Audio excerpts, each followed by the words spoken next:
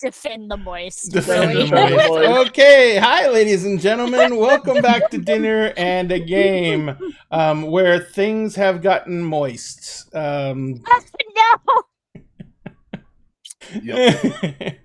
So basically, we started a conversation based on a meme that was posted, or that we posted up on Dag's Facebook page, asking a question, a very important question.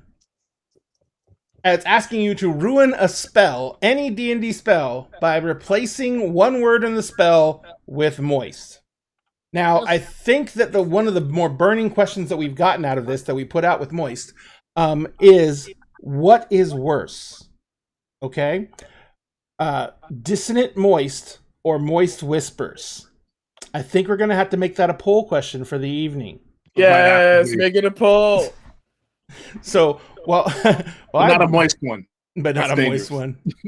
What's dangerous? Moist poll is dangerous. So, but yes, we are going to specifically trained for that. We are going to be asking that question several times tonight, and so be ready with your answers. So, in the meantime, though, we are here because we're here to play Emerald Sanctums. This is our World of Darkness Orphans Chronicle, using the 20th edition rules for World of Darkness. An Orphans Chronicle is a chronicle that allows everyone to play exactly what they want, and no one has to be restricted by all playing vampires, or all playing werewolves, or all playing mages, or whatever. We have mages, we have werewolves, we have werelion, we have fae, and we have vampires. We got it all, pretty much. And so what we're going to do tonight is we're going to continue that game because my amazing folks here they've been through the ringer, ladies and gentlemen, and I think that if I were to torture them anymore, they would come find me. My kneecaps are apparently already forfeit. I don't want to lose any more vital organs or joints, so we will go ahead and just get into this game tonight and make sure that they have a good time for once. I mean, we just got attacked by like a trillion bazillion spiders, so I don't know about that. Yeah, but I don't appreciate that. yeah, but Mabs showed up with reinforcements. Yeah. Cavalry came. Did she bring an exterminator? Mab is an exterminator. Did she bring the Verminator from over the hedge? Oh god, the Verminator. Oh wow. I'm sorry, my brain automatically goes to the Dragonator from Monster Hunter. Oh yeah. Where's my Dragonator?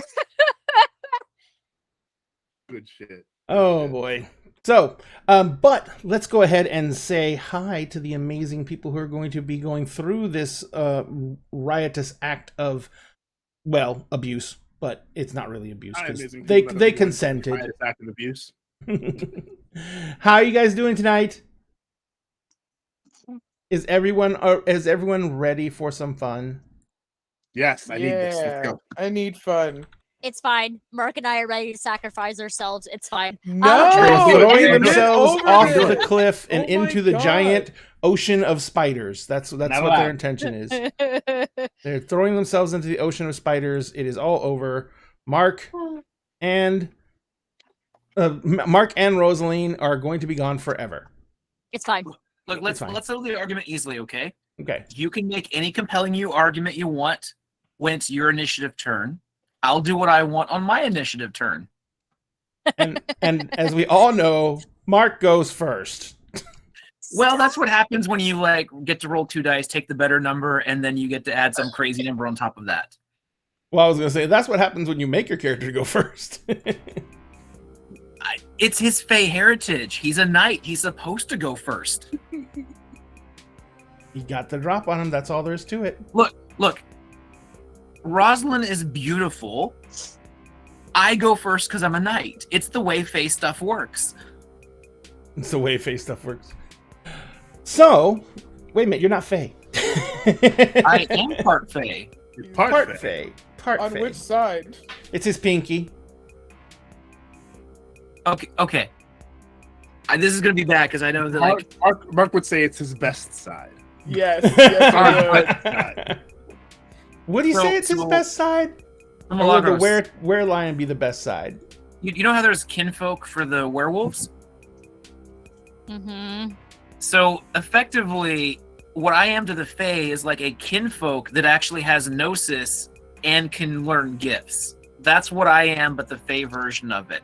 Like I'm effectively Fae adjacent. I actually have a Seeming, which is like pretty impressive for a non-Fae. That is pretty damn impressive. Yeah, he is very impressive. Very impressive. Mark is extremely impressive, which is why Yeah. we can't let him die like this. I'm a pretty kitty, and I'm gonna This guy, die he a is- pretty kitty death. No! Pretty kitty. No, you can't be pretty Pretty if you're kitty. dead. All right, Mark, we got this. The Fae, the Fae and their wear companion are gonna go down together. We got this. Let's go. We're just joking. We don't Are we don't- you? we don't plan on dying. We just plan on saving don't. everybody else. No one plans on dying. No one ever plans on dying. That's I not did. true. I All did. of Rogue One planned on dying. Should I have said spoiler before that? How old is that movie now? To be fair, I have. And I tried to do the game. I tried to do it Dead. again. But she failed the second time, thank God. All right. So I mean, technically, she also failed the first time ish. Sorry. since Well, that's the obviously first time. since obviously he's paying the bestest, most amazing character, Jonathan, how are you doing? I'm doing great. Mark is amazing. He has the bestest strategy ever for this fight because Ray gave us an entire week to think about it. Yep. So, What you did, didn't you? and who is Mark? So Mark is a werecat who happens to also be Fae adjacent. He has a Fae seeming. He is the best at everything, even when he's not supposed to be.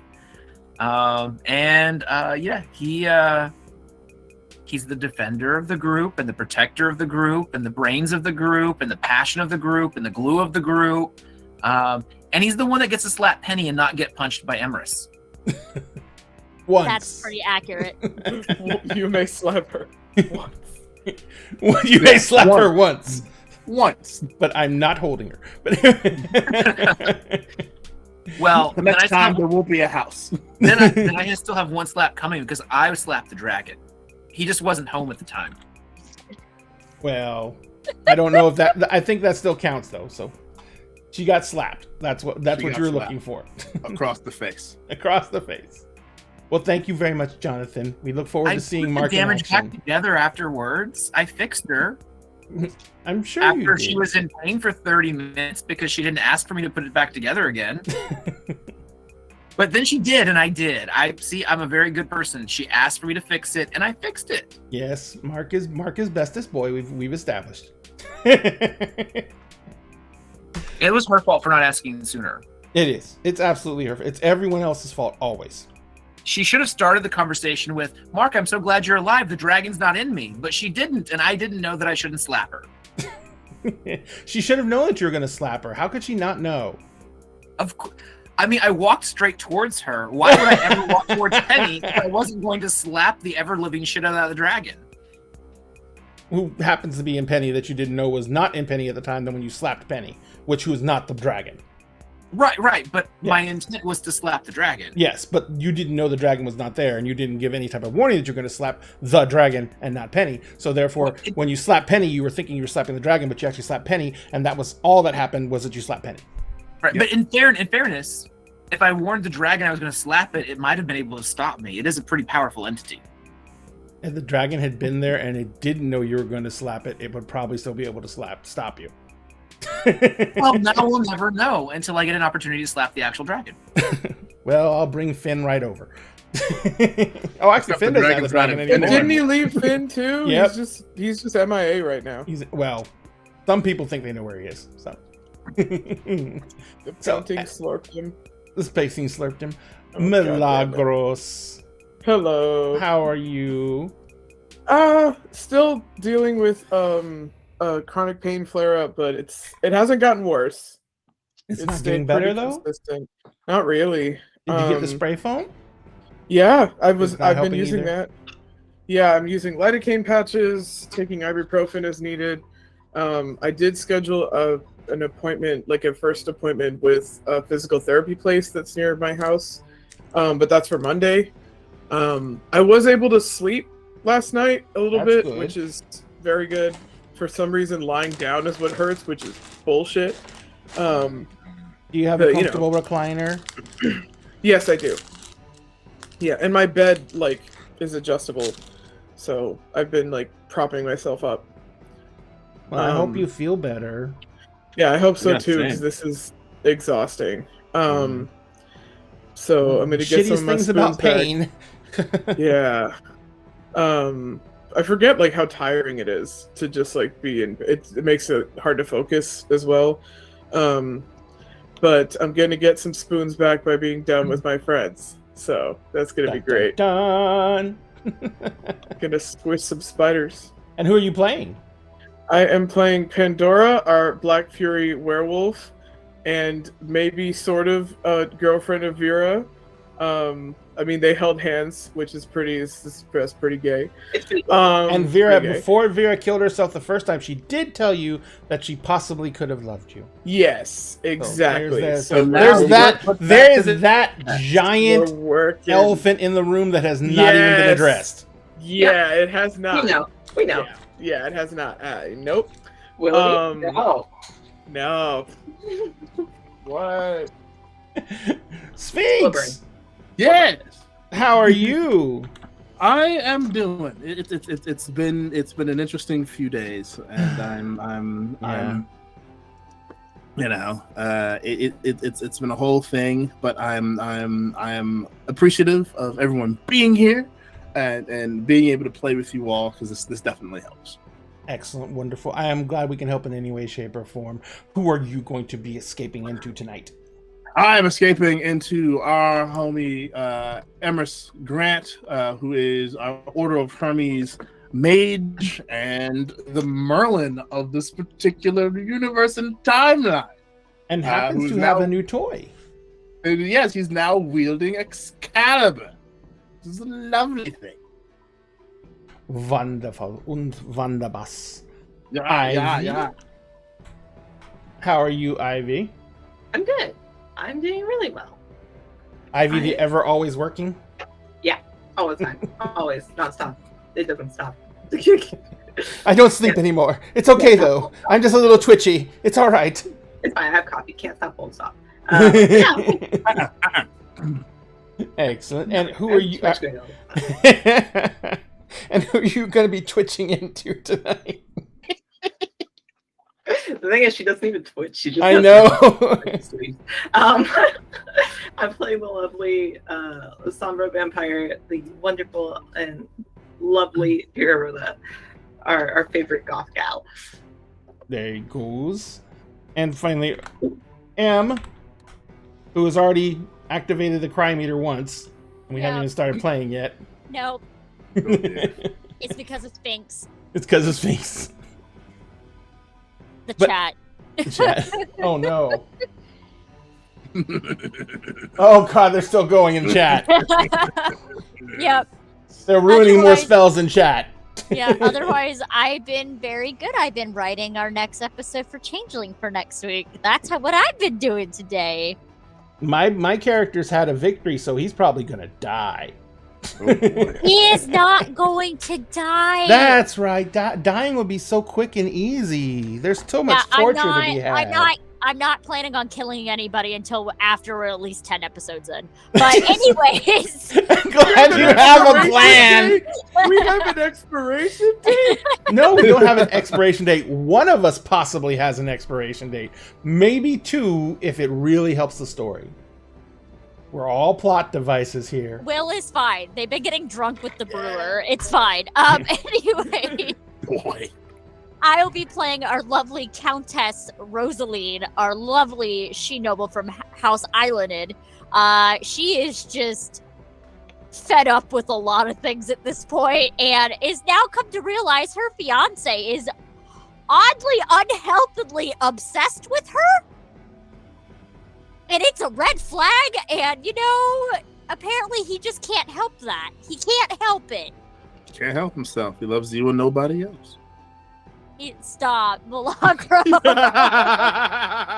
It Also, will never stop. As Milagros always says, it's because he's blonde. Because he's Anyway. blonde. Everything that is his fault is it's because he's blonde. All right. I So- said my piece. Let us continue. All right, and ladies and gentlemen, remember, if you are following us, you are automatically entered into win. We are going to be giving away this incredible set of books. We're going to be giving away. We had 1,000 followers here on Twitch, and it is this set of books was the D&D core set, the Player's Guide, Monsters Manual, DMG, and the GM screen. We're going to be putting it in that lovely slipcase because it already comes in it and it's wrapped in shrink wrap. We can't take it out anyway. But this is the special edition set, which means they are foil stamped, which means that their covers are glossy, shiny, and sparkly and look different than the other sets. And that means that if you make this your main set of books that you take to the game store, you won't have to write your name in black Sharpie on the edge to find it at the end of the game. So, that being said, if you are following us and you're watching the show during a random 20-minute period that we will point sometime soon, we are going to be giving away raffle tickets for this. This is Astaroth, the Archdevil of Wrath. This is going to be the mini of the month that we're going to give away on Ivy's show, Pure Havoc, on Friday night. Now, we give raffle tickets away every single show to followers and subscribers of Dinner and a Game. The raffle tickets are given out during a 20-minute period. When we do that, there will be a keyword you put in chat, and god damn it. What? What's wrong with you, man? What's the matter? You're all going to your rooms. But anyway, I'm already here. I'm turning this car around. But yeah, so we'll be giving away this mini. This is a very large mini. It's about 9 inches tall, but on a 6-inch wide base. It is a 4K quality mini, which means it prints out of the quality you see here in the photo. It is going to be done in gray plastic. It's not going to be all shiny like that because they actually painted this one. You're going to have to paint them yourself. You're going to have to put them together yourself. But we're going to be giving this away on Ivy Show. The last night to get tickets is on Kingdoms of Mist on the 28th. So make sure that you're tuned in so you can get those raffle tickets. And we will be giving those out sometime tonight. Now I'm just going to sit here and glare at you all. Fine. I can't do anything. I can't do anything. Oh, God.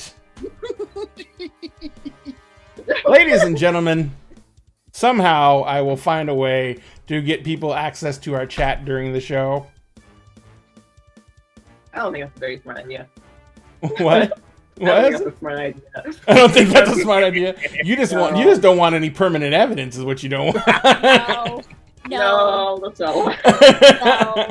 No, I just had to get Bean. I had to get Bean. I needed my emotional support animal out of this.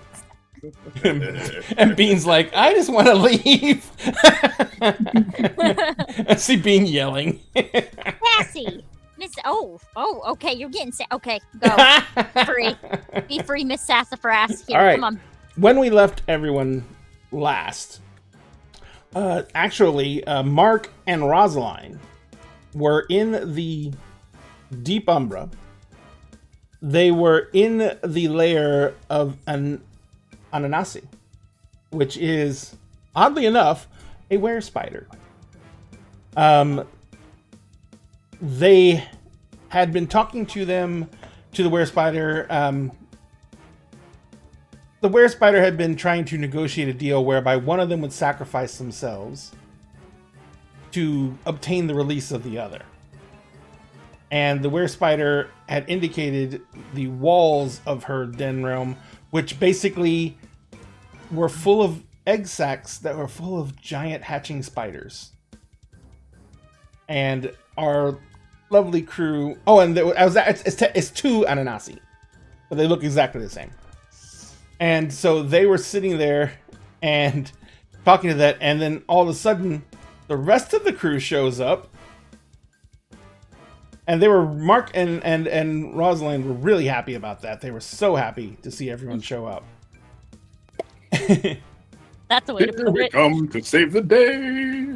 And I do believe that the Ananasi had disappeared after some aggressive negotiation. The Ananasi had disappeared, and the giant spiders were starting to burst through the webbing walls, and everyone was getting ready to kind of jump into action when all of a sudden the small opening that everyone was coming in through into this realm was thrown open, and Finn, Tuck, and I was gonna say Morgan Le Fay. Mab. Queen Mab came storming through the entrance with an army of spirits. And they came running through the entrance. The army of spirits began engaging the giant spiders, and Queen Mab and Tuck and Finn were coming running up to the players. And I do believe that's exactly where we left off. Nice. All right. Back to what I was saying. Pandora, you need to get them out of here.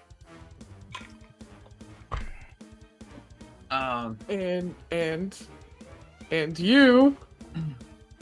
Oh, hi, Bean. Ma'am, please stop. Oh, sorry. She's helping. She's trying to help. Okay, come on. Come here. Sorry. She's being very needy right now. Good. I will stay behind with Mark. Mark will get me out. Promise.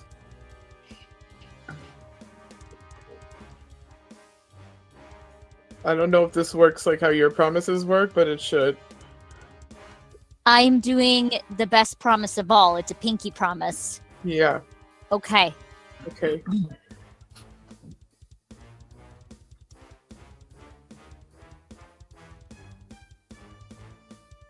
It doesn't seem like Pandora's moving. Are we still in the Umbra? Yeah. Yeah. You're in the Den realm, which is somewhere in the Umbra. Yeah, Okay. we're like sub pocket. So here's the question that I think we may have broached this before. Vulgar magic. Yes. Vulgar magic in a Den realm affect the outside world. The main. I had a feeling. There is no reality here to be tampered with. I thought so. While they're talking, I would like to freeze time, or use my sword to freeze time around the spiders. Okay. Would all the spiders?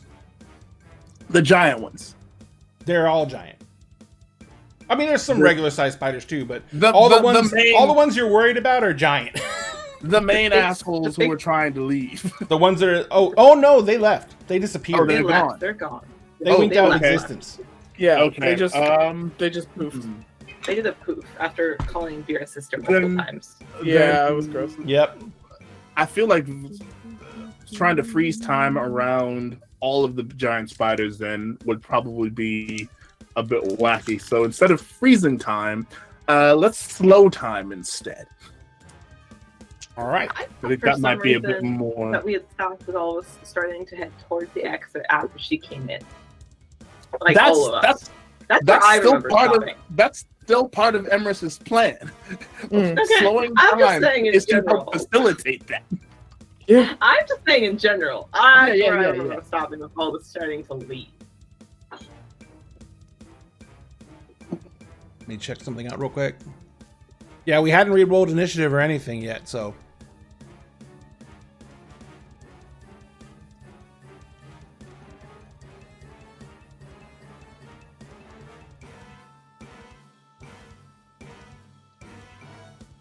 So, I guess would that be possible for me to slow time? oh, all of absolutely. the spiders. Absolutely. Lovely. I need you to make me an arete roll. The difficulty for that is going to be an 8. Okay. I actually don't actually have to use my sword to do that because I have just enough spheres within myself to get it done. Are you going to be, what are you going to be doing to help bring this about? I'm gonna use my staff and just kind of like wave the staff kind of And if staff is a focus, correct? yes, staff is a So focus. that's going to lower the difficulty by 1. So it's a 7. So I'm going to do that, and also I think one of my other focuses is. Hey, Kill, thank you for the raid. Yes, I can now speak the dragon language, which is great. So I'm going to speak in dragon language as another focus. So hopefully that will lower the focus by another factor. Sure. While kind of pretty much what Emerus is doing is put his sword away. He's got the staff up and he's spinning her in a circle, pointing the staff at like all of the spiders as he goes, while speaking in the dragon speak to slow time. And just for flavor, for anyone who has watched Merlin, the BBC Merlin, that's what his draconic speech sounds like. Gotcha.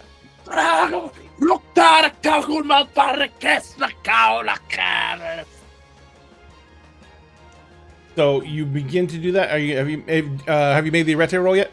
I'm rolling right now. So that's 1, 2, 3, 4 successes. Jesus. And no failures. No ones and 4 successes. No ones. So you feel the magic channeling through you. You feel that there is still resistance here, but it's not the same as when you're casting somewhere else. This is more resistance of you overcoming someone else's will who's been exerted on this place. And you are working against their actual wants of this reality. Okay. And you feel yourself basically take that and toss that aside, and you slow time around. Actually, technically what you do is you slow time in an area that the spiders occupy along the walls. So it's kind of like an area of effect that's only affecting 5 foot distance away from the walls. And all the spiders are now barely moving. So I do that and I go, all right, so no one has to die now. We can get the hell out of here. Wait, who was trying to die? And remember, with 4 successes, you can extend this. Oh, that's right. Where's the thing in the face? Yes, you're right. So you can literally just leave this going. I think with 4 successes, it's like into days or weeks. I believe it is. Where is it? Degrees of success. So time. There we go. I can. Oh boy! Anything within the time sphere with 4 successes, I can extend it to at least 50 years. I think what we'll do is, because of the sheer volume of area, we'll take it down to being 3 successes for the length and duration. 20 years then. Oh, good God. So the spiders are never going to move again. Nope. They're done. I'm done. Done, Jim. They're Done. They've been canceled. Yeah, if these girls are actually Vera's sisters, this Christmas party is going to be very interesting. The Christmas party is going to get very interesting. Family reunions are going to be a hoot. Ugh. So Mab comes running in with Finn and Tuck, and all the spirit animals are pouring in. You see spirit animals just leaping at the spiders, and then they hit the time barrier and they all freeze. Oh no. Well, that's gonna be fun. And Mab's like, I see. Hi! And then I just bow, Your Grace. And Mab kind of looks around and she says, I was informed that you needed assistance, and I was already in the neighborhood. It is greatly appreciated. There were a couple of the giant ones that seemed to have buggered off somewhere. I think they were gonna kill our friends, and I have no idea where they've gone. She looks at Rosalind. She kind of looks at you and says, Rosalind's not there anymore.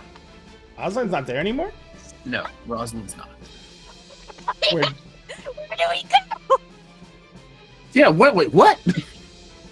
Well, Hello? we here to stay. That's not the way this worked. Me and Rosalind have left. Already? Oh, I think I know where we went. Did we So- go where I think we went? Yeah, Oh my we God. did. They were here. they were here. And Matt looks around and says, They were here a second ago. how am I ever supposed to pay a debt if the girl doesn't stick around to get paid? That's a good question. No idea. I don't know. I actually feel like that's sort of like part of Mark's point. Can we just get out of here, please? Yeah, Matt says, let's please certainly. Where are you going? Where did Rose and Mark go? I think we should probably head back to. Mab to looks at Finn. Where did they Freehold. go, Finn? Oh, right. right. And Finn pulls You know- out a getting on locket. Like, Mark was so adamant that I was like, Rose wants you're the one kidnapping her. Literally, just throwing Rose over his shoulder. We're out. I'd like to know who's No. actually kidnapping who here. Finn takes out a locket and he opens it for a second and he looks at it, then he closes it and he holds it in his hand. And he says, they're across the ocean. I'm sorry. Who the what now? They're in the Danelands. We have things to do. Why are they? There's Mab a says, whole thing. are the things you have to do in the Netherlands. No, they're not. No, What? they're here in the Not that I States. know of. Where do you need to go? New Orleans? New Orleans and New York, apparently. Well, We're New York is already where they we were. were in New York. You're in upstate New York. Well, actually, I don't know where the hell we are right now. I was in upstate New York. Oh. Well, But what were you supposed to do in New York again? Aside from rescuing these two. I feel like Vera had to go here. No, I was almost kidnapped to go there. That's right. Right. Then New Orleans? The New Orleans. If we Yeah, can get I there faster. guess yes. we're going to my hometown. This is Is there a New Orleans left? there is There's the question. I can get you as close as Baton Rouge. Okay, that's still pretty close. That's closer than we are now. You'll still have to find a way to get to New Orleans proper. Yeah. That's the Baton Rouge is the farthest west the storm goes at this point. Okay. No one Thank can you. no one can magically enter the storm. It has been tried. How do we do we mundanely enter the storm? Then do we just Drive a car? walk into it? I guess so. Yeah. All right, we're renting a car. I feel like we should get a Jeep or something for this. Yeah. Am I Yeah. doing anything else at this point? I look to everyone else. I'm gonna be honest, I wasn't paying attention when Rose called you, so I don't know what they were needing. Rose didn't call me. Oh, Hmm? Who called you? And she says, I just know things. Rose Um, did call you. Oh, Okay. okay. Yeah, well, it would be But nice for you to say apparently that, not except you're for not this. here. You've been kidnapped, so we don't Okay, know that. well, thank you then. I don't know what she was doing, so I think if you could do us this gesture, I don't know what else she wanted. Should I bring them back? that would No, be fantastic. I don't think that. I don't think Mark will take it well if you do that, though. Why do No, I and we care? just- What does Mark take? Well, period. Is Rose Don't in say that. He's danger? gonna hear you. Rose is not in danger. Rose is not in don't- danger. I don't think she's in danger. I think No, Mark not and with her are Mark. just off gallivanting on another adventure at this time. It's like a side quest for them, I think. In I don't. the Netherlands, apparently. Yeah. Very fun. Oh, well, if you do not need them and they are not in any danger, then I guess I'll let you guys go where you need to go, and I'll go where I need to go. Thank you. And she says, Thank you. It is appreciated. she kind of nods to you all, and she looks around and she just gestures, and the spider webs on one segment through your time manipulation part and form a dome, form an archway. That is impressive. And she says, it's not a trod, so you will be taken exactly where I told you. Thank Oh. you. Ooh, Thank you. okay, that's a relief. Xavier's like, yes. Yes. Yes. You will not have to make any journey through. Yes. Just step through and you will be where I said. Okay. Thank you. Thank you. Yes. Vera will walk through. So She's you done guys with all walk of this. through. Yeah, Emrys will follow behind Vera. You're so done with a lot of this. Like, And Dora's gonna try and stick her foot and squish a spider. Is her foot gonna get stuck? Actually, no. The spiders kind of moved with the thing. If you try and step on a spider, then yes, your foot will get stuck. Okay, so she's gonna walk toward that area. Emrys, you can stop her, but she wants to squish a spider. I wouldn't recommend that, Pandora. Not unless you want to get frozen in time with those things. They're gonna be there for a while, Okay, yeah, okay. like years. Then we. Oh my God. Okay, then we gotta go. All right. Yeah.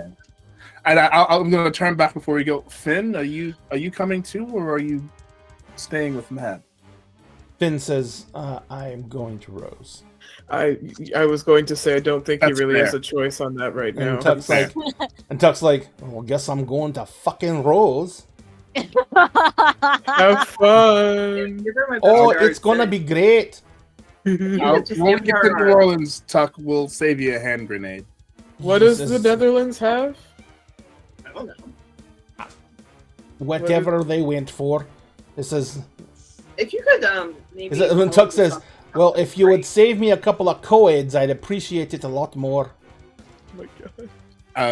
LSU is fine. Well, yeah, we will be in Baton Rouge, but I mean that depends on how soon you get to us from the Netherlands. So He's like, can I only know hold my- them for so he long. says, I know my luck. he just crosses his arms and he sulks.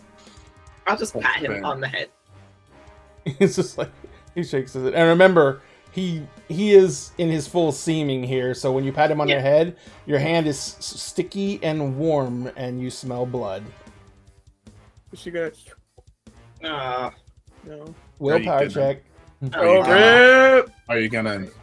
It doesn't just smell like normal blood. yeah, I know. Oh boy. It smells like mulled wine and spices. Ooh, It smells like Christmas morning. ooh, It smells like gingerbread. boy. It smells like fresh birthday cake. What's her thing? The target number for the willpower roll is going to be an 8. Okay, great. She's got 4 successes and no failures. It Nice. is absolutely intoxicating, but you don't have time for it right now. Yeah, she's like, okay, that was a mistake. Anyways, and and she walks because she's so tired of all of this. So Hydrate. she's like, so she just starts walking.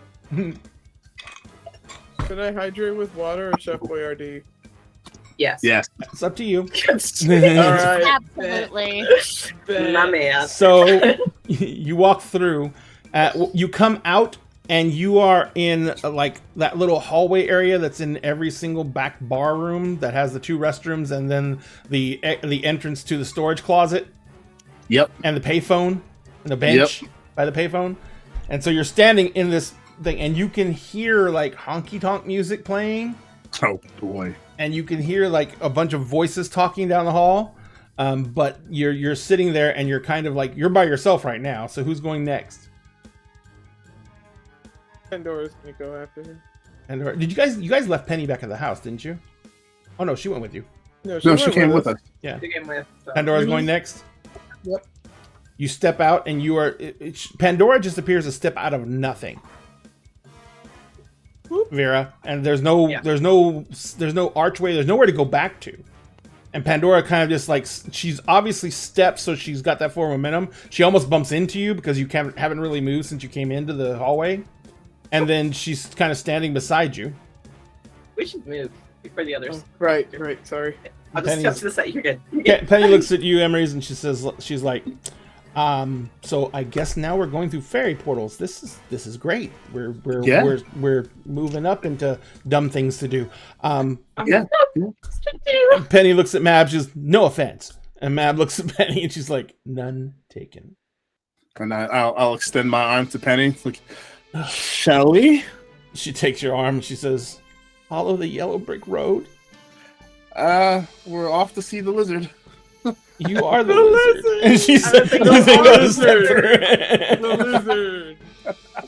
So she steps, you guys step through. So just as you guys move out of the way, Emery's and Penny's just step into reality. And you hear honky-tonk music, you hear people talking, glasses clinking. Oh, You're great. in a bar. A bar. Right. I hate it already. Yeah. I hate it already. Let's freeze there. Mark and Rosaline. Yep. Mark, you know where he works, but you didn't find out. You did find out or didn't find out where he lives? I couldn't remember. You're muted, I think. I don't remember either. I know you. I know for a fact you know where he works, though. Yeah, I know for a fact where he works. I mean, it's kind of irrelevant if I want to find him. But we're supposed to meet for the Amp Guard tournament. So my question is, looking at my phone when we pop back out on the side of the world, how long is it until that tournament I said we'd meet at? Because you did set an alarm for that. Yep. I did. I said it's countdown timer, so I would never forget. It was going to be the next weekend, right? I honestly don't remember anymore. I said it for like the soonest thing I could set. I don't remember when that was. Okay. So basically, you still have several days until the event's supposed to go on. Okay. Because the event is set for the weekend. All right, I'm gonna text him, And and this is what it's gonna say. Mark's completely ignoring you, Rose. Hey, David. Me and my friend just got done filming a zombie apocalypse movie, and we were thinking now's a great time to go get some Amp Guard equipment. Do you have any? Would you like to go shopping? You get a message back. It's like, you're already back in town. That's great news. It says, I tell you what, I'm wrapping up for the afternoon. It says I can get out of the office early. Let me take you guys out to eat. Sounds great. Where do you want to meet? And he says, and an address comes over. It's literally the building he works at. Oh, headed there now. I'm gonna turn to Rose. All right, I know where we're going. Let's head Rose that way. is Mark, pretty much naked. Yeah, what's up? I need You had a clothes. shirt, didn't you? No, Barely. she She does has not have- Pandora's battle vest on. Oh yeah, that's Yeah, right. she's like, I just have pretty much a jacket and what is left in tatters of my jeans. Oh, this is Europe. They don't care. I am a proper lady. Please, I would like to be more covered up. But I just There told is a David that pop- we're coming from the zombie apocalypse There is a movie pop- that we were filming. Okay, And okay. Brisket is standing there, and he's got a blouse and a pair of jeans in his hand. Lady, you're such a good boy. She'll look for the nearest restroom. They 'cause still I have do those know- little security tags from the stores on them. Mark, can you get these security tags off these clothes? And Brisket pops out of existence. Mark, Yes. can you get these security tags off? Brisket pops back into existence, and he has a pair of tennis shoes and socks. Oh, he's the best boy. Brisket, the thing by the cash register that like looks really boring and heavy and like it was white once but it yellowed, she wants that too. Brisket pops out of existence. He pops back in existence, and he's got the cash drawer from the cash register that's full of kroner. Kroner is Danish currency. So close. I'm gonna take it from him. The thing that was next to this, that's like, and give him about a size about this big. It's got one little divot in it. It looks really boring. It's the last thing you'd probably want to grab, but it's heavy and it's this big, and it doesn't look interesting to you at all. Brisket pops out of existence. He pops back into existence, and he's got one of those little security deactivation devices. But it looks like he's chewed through the cords that hook it up to whatever it's supposed to be hooked up to. Because it's powered. It's an anti-security device that has to have a code that you click and it makes it lock. Magnets? Do you have... Hey, no, come here. Brisket, come here. Brisket, it's like... She's gonna put her hand into his little pouch to look for a set of magnets. Brisket's like slapping your wrist. Ray, what am I wearing? Huh? What were you What am I wearing? wearing? What were you wearing? Yeah. Your stuff was What is left after I came through the webbing? No pants. I remember that was You like weren't even the first thing wearing. you brought up. No, you were bare chested. Remember? Yeah, and Finn got really 'Cause you pissy got- over that. Because you got like Oh. skin taken off, Oh, and you were yeah. healing But that it as it came regenerated. off. It's already back. Yeah, But yeah, you're just basically wearing the tatters of a pair of pants that are pretty much being held up by whatever belt you were wearing at the time, and it's. He's Bruce Bannering it. He's Bruce Bannering it. I mean, it's nowhere near that neatly torn, or it's not hemmed off at the mid thigh. It's kind of just hanging there. Cool. It's absolutely indecent. I mean, this is Europe. What's indecent? Touche. Anyways, So I'm gonna go ahead and take. People are walking by, looking at you both really fucking weird. No, I'm all gonna they're take. thinking. I'm gonna take the bills out of the cash register, Okay. and I'm just gonna kind of like put the wad of money in my pocket. still looking And, for magnets. I'm just gonna go and throw what's left of the cash register into the near Umbra because I really don't want somebody finding the cash register with my fingerprints on it. What? Why do you think Yeet. Brisket has magnets? He's a hoarder. We've talked about this. He just hoards things. That's just what he does. So Brisket keeps on he's pulling on your Smacking. wrist and he's smacking on you. And then finally he's like, "Fine!" Thank you. And he walks over, and he reaches in the pouch, and he pulls out one of those security wand magnets that you often see shoplifters use to deactivate these things. Thank you. I guess it just undoes, and then she'll find the nearest Yep. bathroom to go get dressed. And Brisket's sitting there looking at Mark. Stare down.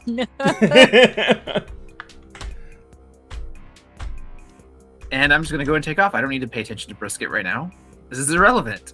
I'm not Okay. saying that, but I mean, I don't need. I mean, Rose quickly got dressed and followed after Mark. So Mark is gonna be strutting down the street in his quarter jeans.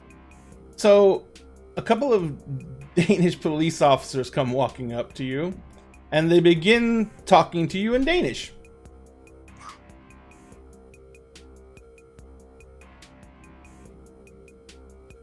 They're obviously concerned.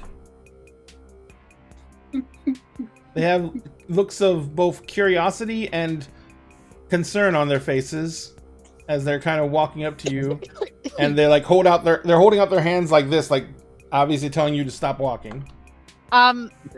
Isn't Danish the closest thing to it is French? If I remember correctly. I think so. So they speak it in Not Denmark. Irish. They speak it in Denmark. They speak it in Finland and southern Finland. They speak it in Yeah, I do The know French is Netherlands. common in Denmark. because Belgium as well.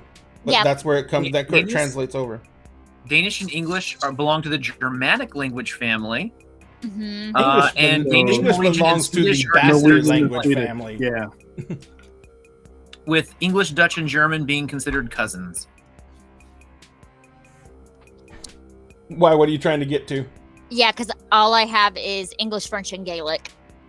Yeah, you get like a couple of words that are similar, but Mhm. it's not. Eh. I'm gonna just use my phone, and I'm gonna go to Google Translate, and I'm gonna type in, "Hello, officers. God. Can I help you?" ? And then push the button so it speaks for me. They both stop and they like lower their hands, and one of them kind of just like has this look on his face, looking at the other, and they both look at each other and go, "Americana." Americana! Yes! See, Americana! They start smiling very presently and nodding. Rose is just like, And one of them is like starts speaking in English with a heavy Dutch accent, and he's like, I'm gonna hand my phone to You're- Rose and be like, "Take a picture," and I'm gonna like pose in front of them, like they all- smile and they take the picture. We were worried you were under mental distress because you are in a very. We worried you had been robbed. You look like you No, had been assaulted. Amtgard! What? Oh, vacation? Vacation is a wonderful thing to be on, but you must. You might alarm people in your current state of duress. We ask you go to your hotel and change into clothes that might not be misconstrued as you having been violently attacked. Especially with all those Fashionable. fresh-looking burn marks all over your chest. Are you sure you're okay? We can take you to the hospital. Unlike your country, there's no charge here. ouch. No. We just got done filming a movie. They both look at each other. We weren't informed there was any movies filming in this area today. Oh no, it's a student film our friend was doing. Mm-hmm. University. Yeah, well, I'm assuming that you're done for the day because filming without a permit is a pretty serious fine. And I know you, art house film or not, I'm sure that the university, whichever one you're from, is not going to be very happy if you go get arrested. Oh, How no, much is a permit? As I said, no permit was registered in our jurisdiction today, therefore they had no permission to film today. It's done. It was makeup practice today. Okay, well, as I'm saying, get your friend into clothes that won't alarm the public. He And will we get will in be- some normal clothes, officer. Thank you.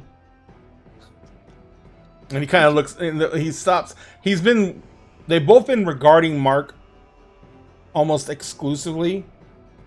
But once you are assuring him that you're going to get him properly attired, he turns and looks at you and he says, Oh boy. "And your name is," and then he just stops and goes slack-jawed. Is everything all right? And he's like,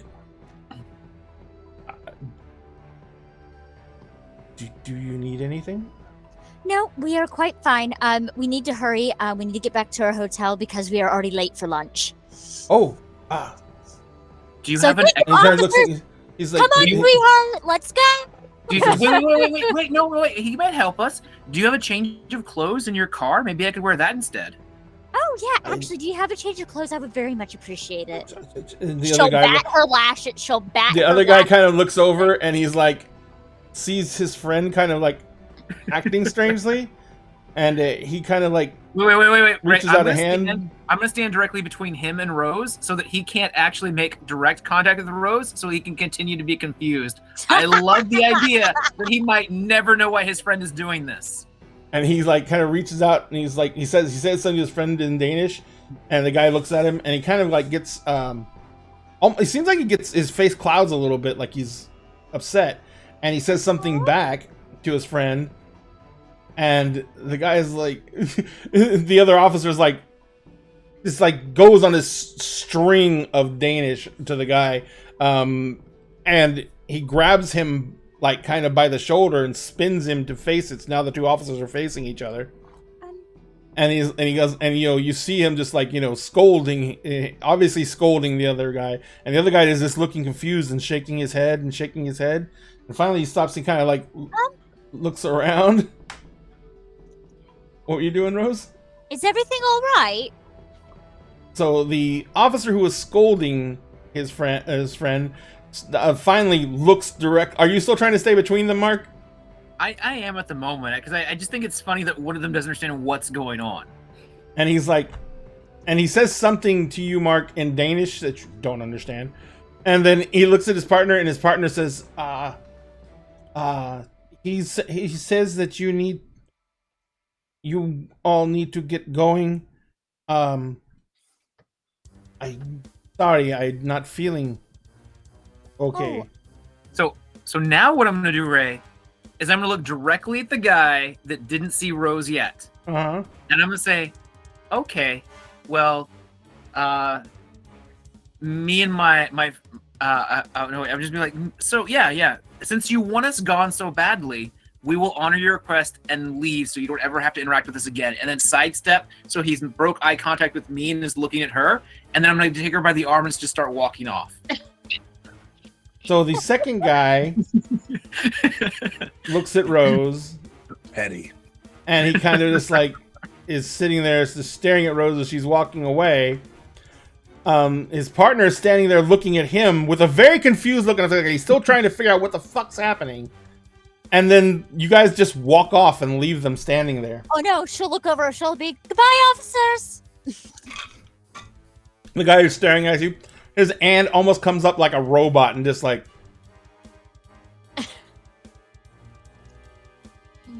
So where are you guys going? I guess a clothing store. Because Oh, clothing yeah, store. sure. Brisket appears on your shoulder, and he throws a cheap pair of sweats at Mark. Wow. Mark Brisket got you some clothes. It's like the Walmart You know $5 bottom and top sweat set. Oh, you know what? I'm so annoyed with Brisket. I'm just gonna like walk behind a corner and come back out, and I'm gonna hand Brisket all of the clothes that were torn and destroyed, including Mark's underwear, so he knows that he's only wearing those gray sweats. Like, fine, Brisket, that's the way you want it, that's the way it's gonna be. Poor baby! Brisket kind of looks at you holding out your torn up clothes, Visually and he looks at your sweating torn up and clothes, and he let's looks at you, and then he winks out of existence. I'm gonna You just keep my water cat traumatized from my him. gray sweats. Just tie the gray sweats off. Mark, you traumatized him. Oh no, he's not traumatized. Okay, now let's get to the building. Right as you guys are walking off to get to the building, you hear a voice behind you. Smooth like velvet. And you hear, "Are you always going to run off like that?" Is it Finn? Nope. Wait, do I recognize this voice? Yes, you do. Very much so. Whose voice is it? Queen Mad. Oh, shit. Hi, Your Highness. And she says, "Do you realize how many treaties I'm breaking right now?" And do you know why we're here?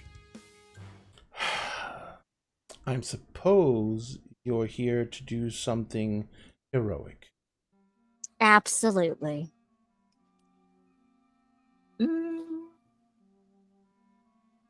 You do understand that he's here for a reason.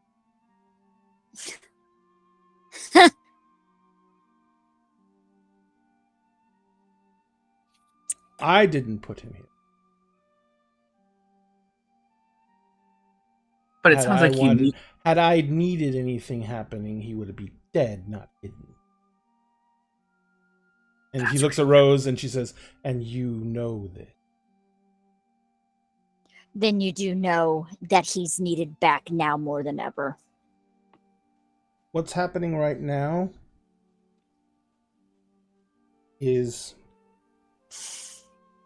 being handled. What he can bring is just further disruption to what needs to be happening. We don't need another commoner rebellion in the middle of all this.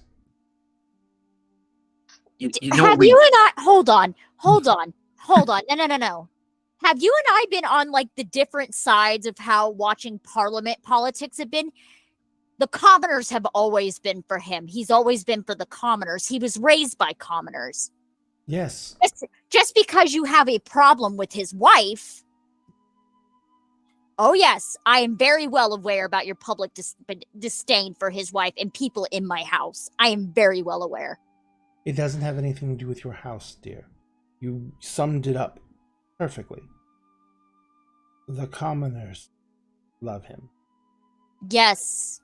You do understand that the commoners don't love, and she gestures back and forth between you two, us. Not entirely true. She They kind of do not- reaches out. She kind of reaches behind her, and you just see her. She just pulls Finn forward beside her, and he's kind of like this, like walking forward, almost like he's hypnotized. And she says, "Do you have any concept of how hard it was to put someone in the Shadow Court?" So that was you. She says, "I needed someone that I could trust." Then why not ask somebody who's in the House of Secrets? That is our whole thing. Who can trust someone in the House of Secrets? They never tell you everything. Rose is gonna smack her. Rose is gonna smack her. You go to insulted slap her? her house. You insulted her house. Go for it. Make me the roll. What do I need to roll? Dex plus bitch slap. Dex plus slap. I was trying to think if it was Dex or Strength. It is Dex, though. You're right. Dex plus Brawl. In the orbs, And you house and, the and, windows to her and you could erase the word brawl and write in bitch slap if you want for this one. Okay. What is the difficulty? She's flat-footed and she does not think you will slap her, so it is like a fucking 5. Cool. 3 successes. All right. I'm assuming that you're not shooting to like pop her lip. You're just open-handed slapping her. Open hand slap to make a point. So your hand streaks out of its own accord almost. There is that sudden clasp of skin meeting skin. Her head does not move. Her cheek, she has that absolute porcelain skin. Her cheek reddens. Her eyes, which are black, go an icy blue. And the temperature drops by about 15 degrees in your general area. And she kind of like reaches up and she touches her cheek. At least I didn't hit you with the hand with the ring on it. And she looks at you and she says, "We didn't even talk about safe word." Oh. She says that, but there's no humor or anything on her face. You've been through a lot. No shit.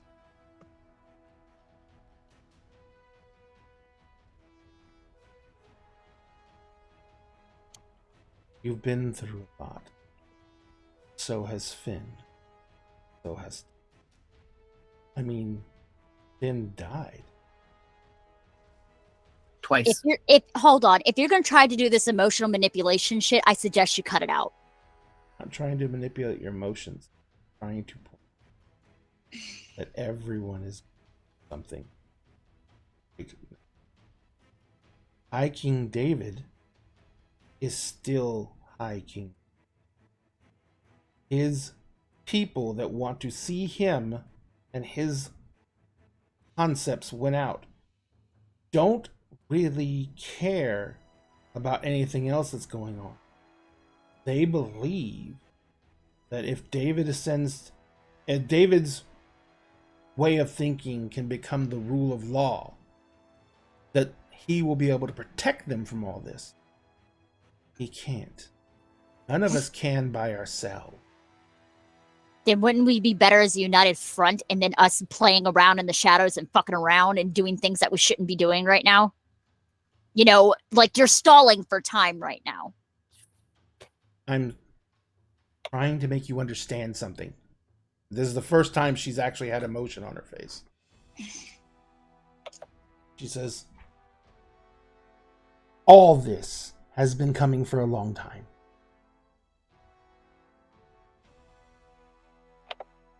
What has been known about the process is that once it is underway, it is almost impossible to purge.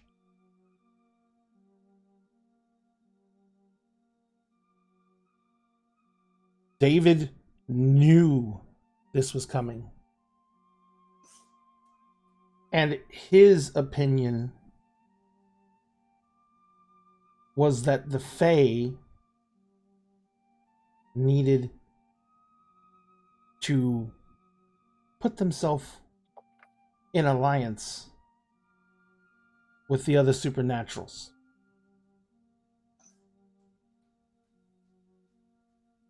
Which would have left us open to every single threat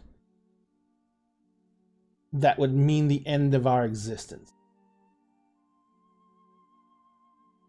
He wanted to expose us all to the mages, the vampires, to the lupine.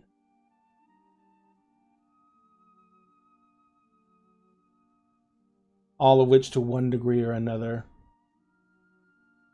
have either sought to use us or destroy us or consume us. And yet, with everything that's going on, every one of us will possibly cease to exist.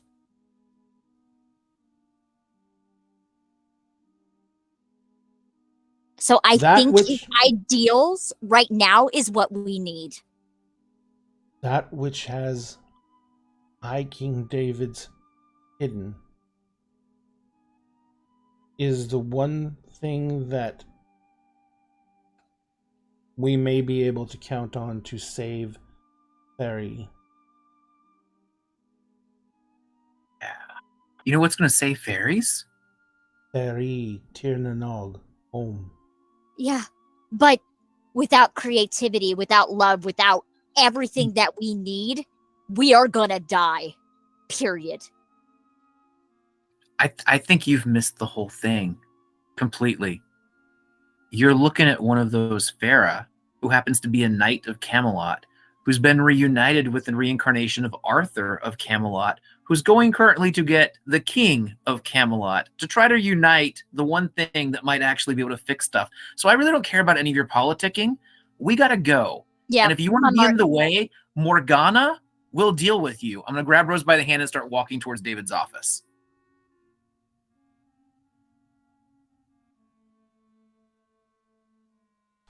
A voice rings out with majesty and power. And it just says, and it's like a clear bell. Stop. Rose, you don't get a roll. She outranks you. Mark, you're Fae and a knight. She Yes, outranks but you. I would love to have her actually roll because I have counter magic dice if she's trying to use magic against me. She is absolutely using magic against you. And what were you going to say, Rose? Actually, I do have the right to counter this. You do? Yes. Oh, is it because she's a different court? I have Sovereign. I can counter it. If I know what is being casted, I can counter it. She has. And not in sovereign. fairness, can I say something to Rose that might give her a bonus to her roll? What? She started the conversation by saying she was outside of her jurisdiction. Yeah.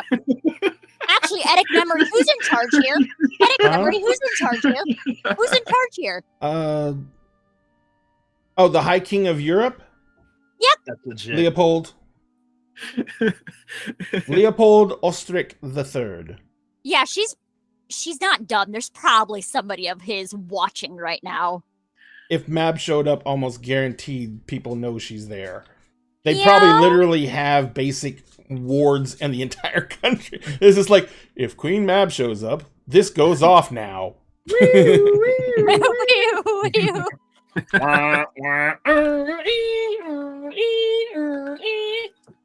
I feel like the alarm would actually be the theme music for the Wicked Witch of the West. Oh my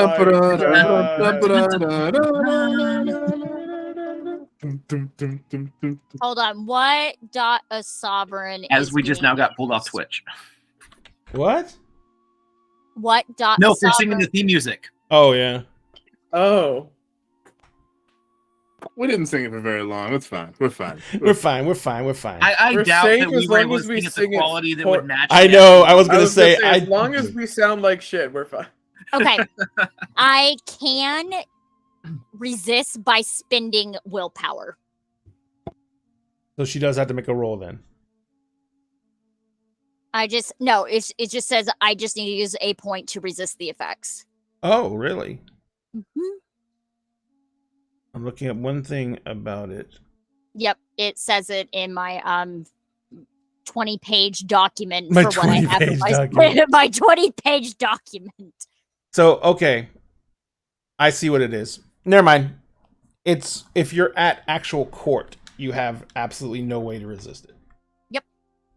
So Shit, that's not her jurisdiction. Yep. Either way, technically, yeah, Mark's right. I'm gonna burn a willpower. I'm burning a willpower to All right. resist.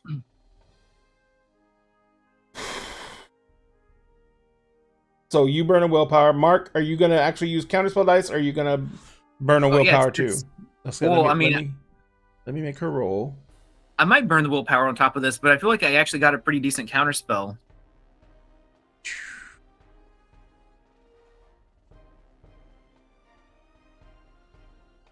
All right. Yeah. rolling. Nah. It's d20s. Hang on, let me fix that. I'm ready. Let's just Rose is just fed up at this point. Let's just throw hands. It's What is fine. Just your throw what hands is your whenever. willpower, Mark?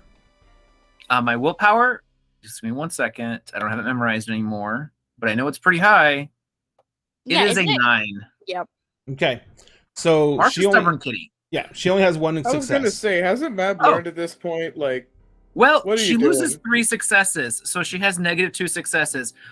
Mark's got Rose's hand in one hand, and he just like throws the bird up in the other one behind as he keeps walking. Like he's not stopping. He just like flips her off and keeps going. That probably annoys her even more that it didn't work. Yeah. It does.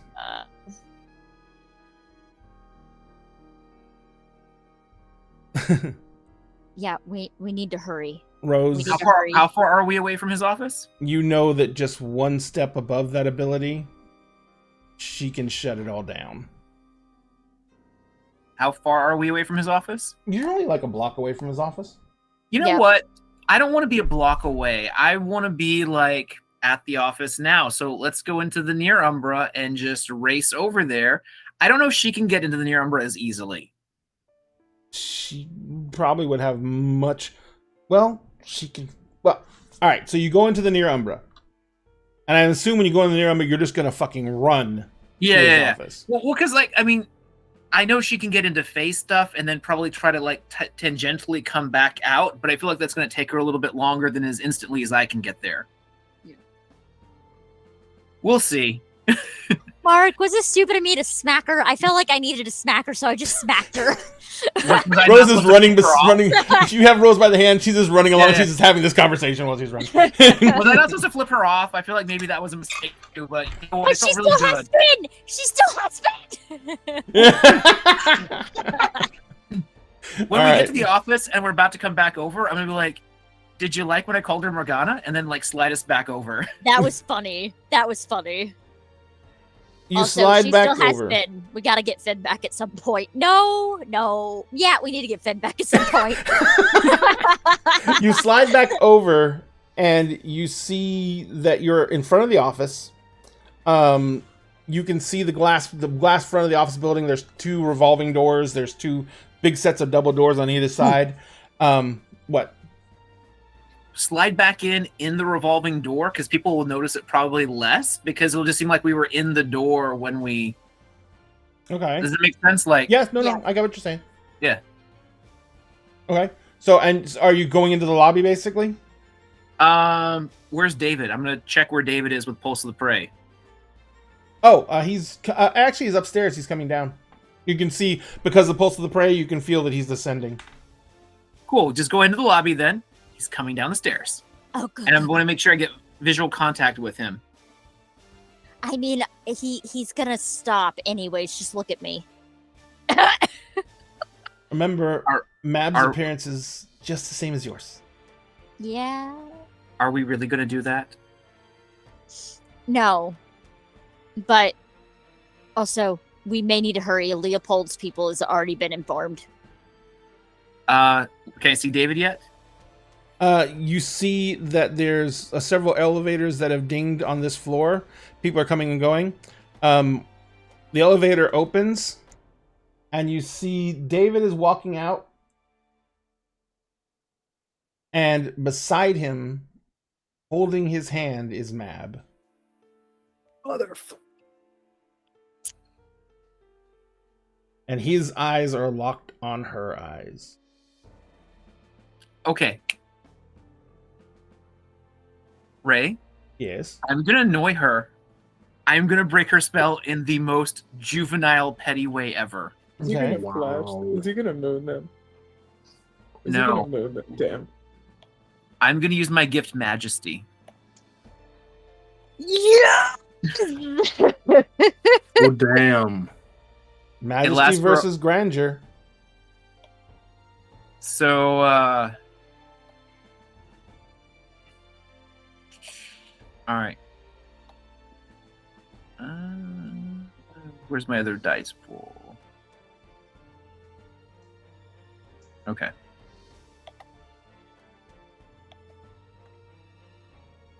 It's gonna be fun. All right, all my social rolls are now 4 less difficult than they were before for the rest Okay. of the scene, as all eyes are now fixed on me and my wonderful shirtless absness. Absness. Oh, What was that? Did somebody accidentally spill a beverage on me? Oh no! Oh, Oh, Get the no. oil. Oh no! Now my Get the now my oil. now my skin is glistening in the light, No! capturing Was- every one of my contoured abs. Mark. All 17 of them. All I'm gonna- 17 of them? I'm gonna- 17? Yes. I'm like, David, I'm so excited that you're here. We're gonna do lunch, so that he will look towards me, hopefully. So your socials are going to be amazing. What are you going to attempt to do to, okay, you yell out. He is engaged in deep conversation with Mab. They're still standing over by the elevators. You're at the Oh entrance. no, but we were over there. I headed over towards where he was Yes. coming from. Oh, okay, that's right. That's right. So Yeah. you're standing there, and she is like talking to David, deep in conversation with him. She's speaking in Dutch, and he kind of is looking at her, and he has not taken his eyes. He not acknowledged your presence. He's not batted. He's not broken eye contact with her. Well, I'm gonna do the most Mark thing you can do, and I'm just gonna be like, look at Rose and say, "Cover me," and I'm gonna like Got just you. jump in between the two of them, grab him, and bear I hug need it, you to and- make me a willpower check, and the difficulty is a 9. Oof. Ooh. That's a pretty difficult difficulty. Actually, there Is it magical in nature at all? The effect you're going against is Okay, so then I have 2 successes, and they lost 2 successes. you have 2 9s. I used a willpower for 1, and I rolled a 9. But I'm rolling 9 dice, so I mean, like, that's statistically normal. Okay, gotcha. You rolled a 9. Got it. I No, I rolled meant 1 you 9. spent I the used- willpower and you rolled a 9. All right, so Yeah, they give me the 2, and then they lose it's 2 from their okay. roll. No, yeah, but the problem is their roll set the difficulty, and so the difficulty went down to a 7. But that doesn't happen until after you roll. No, well, if they're using magic on me, I have a magical buffer. No. What I'm saying is the magic effect is set by the number of successes they get Right. for their grandeur, and they got 9. So you have basically lowered the difficulty by 2. Oh, so I need to check to see how many successes I got against Well, difficulty. that's 7? why I'm trying to get the order of effect, because Oh. if you do that after, because her grandeur's already gone off, you can't affect the original dice pools. It's a weird mechanic thing. Because her grandire's already gone off. Well, no, I guess you can still reduce it. So yeah, Well, it's a 7. okay. Well, then I have to re-roll because I don't have that up here anymore. Oh, you're a bad person. Well, I mean, at this point, I can't see what it was. Okay, so that's 4 successes now. 4 successes. All right. So you, as he's talking to her and looking at her, and you're running in to intercede between them, you have that moment of just, you are completely taken in and captured by Mab's majesty, her beauty, her, you do not want to embarrass her, you do not want to thwart her. She obviously wants to talk to David. You want to leave them alone, let them have their conversation, and then you shake it off. So grab him, bear hug him, pull him away from her, and be like, David, and like spiral a little bit away from her, and then sit him down and be like, dude, lunch! We're gonna do lunch! He is doing the whole shaking his head and looking at you, and he kind of looks at you, he smiles at you, and he's like, hello, yes, lunch. And then I'm gonna look back at Mab and be like, that lady. Ugh. And like make it very clear I don't like her, because I can socially manipulate him right now. Manipulative devil lady. And I'm just gonna like walk with David towards Rose. Oh, hello. So you walk towards Rose with David. David looks at Rose, and he's like, he locks his eyes on Rose. He is, begins like just drinking in, and you can see him getting almost that same look that the officers had. Hey. And then he stops. There we go. You all right? And he looks at you. And he's sitting there, and he puts his hands to his chin. And you see that Mab is standing still where she was. And you see that she is holding her left hand out. And in her right hand, driven through the palm of her left hand, is a crystal dagger. Mark. Yeah. Handle Mab. And she pulls it slowly out of her own hand. Kitty. And she looks at you, and she's clenching her hand, and she says, fine. You want to save the world? And she just throws her blood on the floor. And she says, you deal with it. You want to be queen, little Fae? He has a wife? I think you missed that part in your whole, twisted Morgana vengeance thing where you don't pay attention to details. Or is it just that you're not faithful, so you don't think he'll be faithful? I get really confused with how some of these Fae things work. Mark, prepare to counterspell. What? Did I upset her with what I said? Shocking. Just shocking. No, I love it. I love it. Go, Mark. Accused of adultery? Whatever does she have to be upset about? What? How's David doing right now? How is he doing He right is now? looking very upset. Are you all right? And he kind of looks, his eyes turn to you, and he says, how long? How long for what? How long have I been gone? If I remember He's correctly, he's been gone for about 3 years. You were on your tour with your wife. And he shakes his head.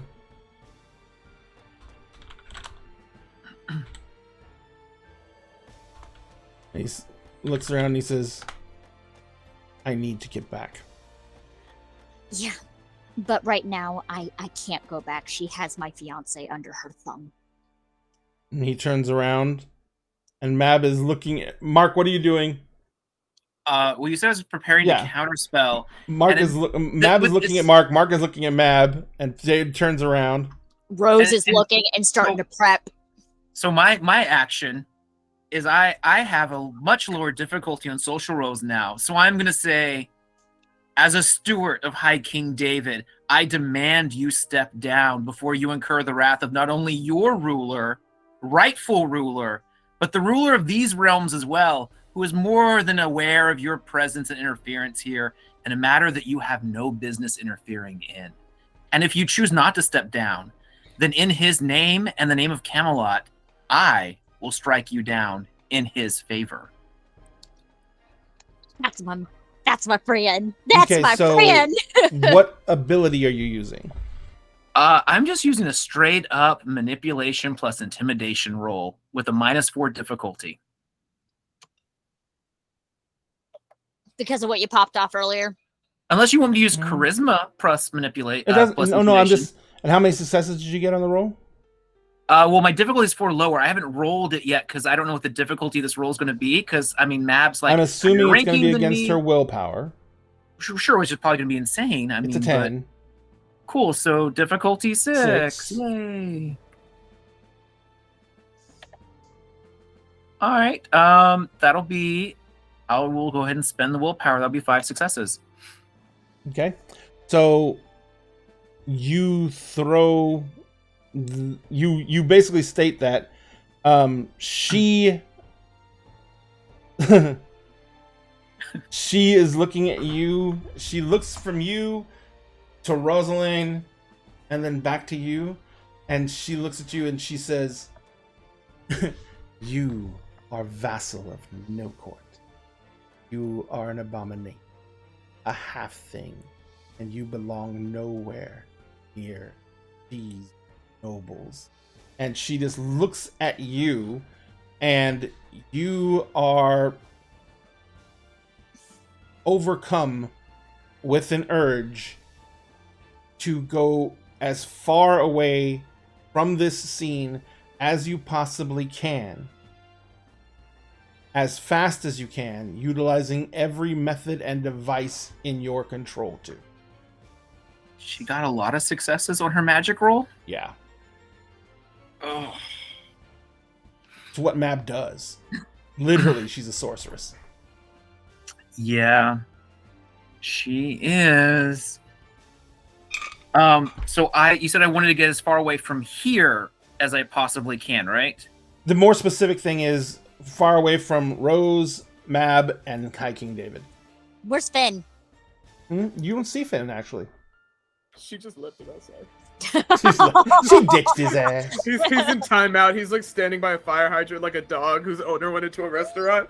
Aww. Does he have sad face? Is everyone petting him? Probably. Ben keeps getting abandoned. Yes, he has sad face. Yeah, it's because he's blonde. It's because he's blonde. You should get some manic panic and fix All that. I have 2 clarifying questions, Ray. Sure. More than anyone else. I know that's ultimately where I have to head in this round. Do I have to like immediately start going in that direction, or Absolutely. I just need to? Okay, so I can't do anything else other than leave. Yes, and by the most expeditious means you have available to you. Okay. What was that name that Rose used earlier for the king of this realm? Leopold. Leopold. Pulse of the Prey. Where's King Leopold? He's not far enough away. What do you mean not far enough away? She said you have to go as far away as possible. You could literally go to the other side of the world. I can technically go further than that. Yes, and you have to go there now. So Okay. what I'm hearing is Mark is going to like Jupiter at this point. Things are going great. It's fine. It's not fine. entirely true. Oh boy. Mark is going to the other side of the world first, and then using Google, and then he's going to appear at Mir. Mir, the space station? That's as far as I can get. It's the farthest a human can be from Earth right now. And survive, yeah? Where are you? The Mir Mir? space station? Oh my god, Mark. I am literally creating an international incident right now, thanks to Mab. So, let's pause that and jump back to everyone else.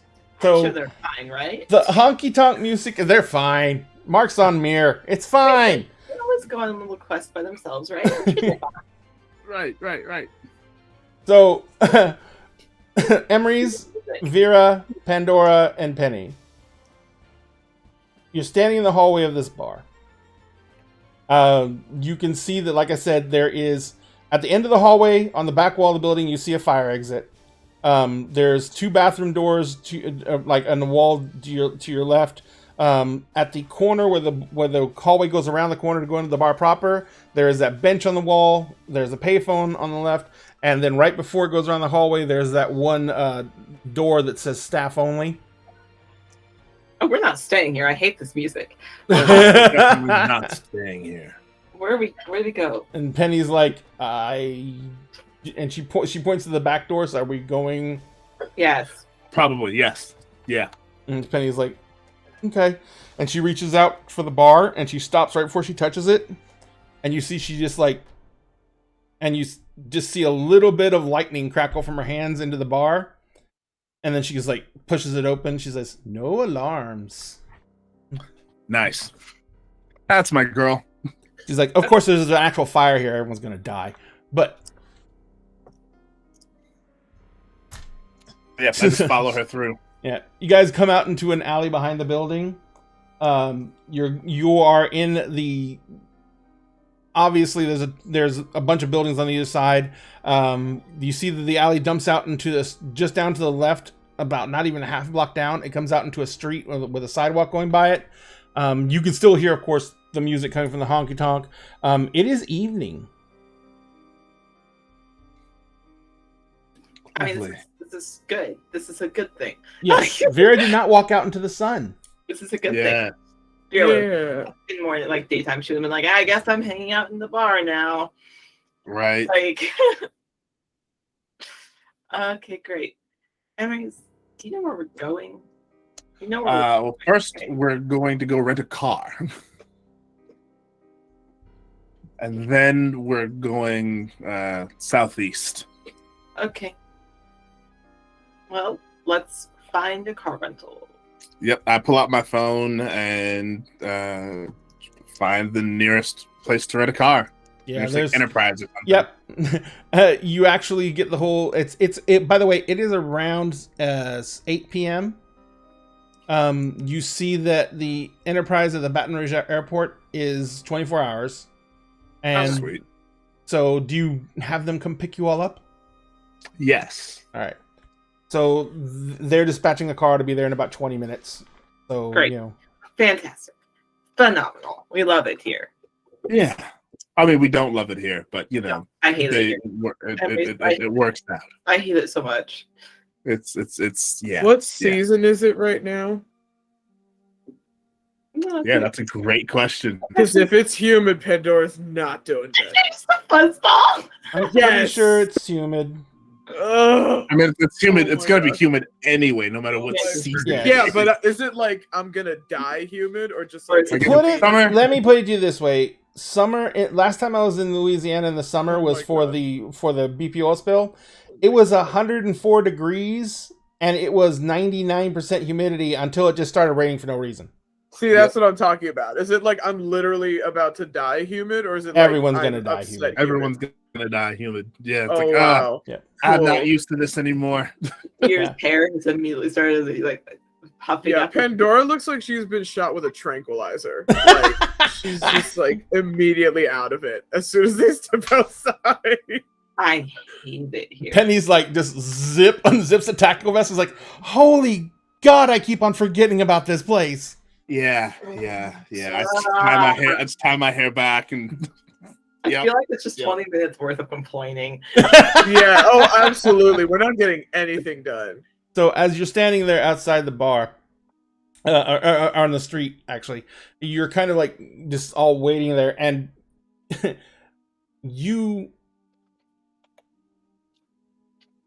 Emery's, you get an absolutely clear image in your head.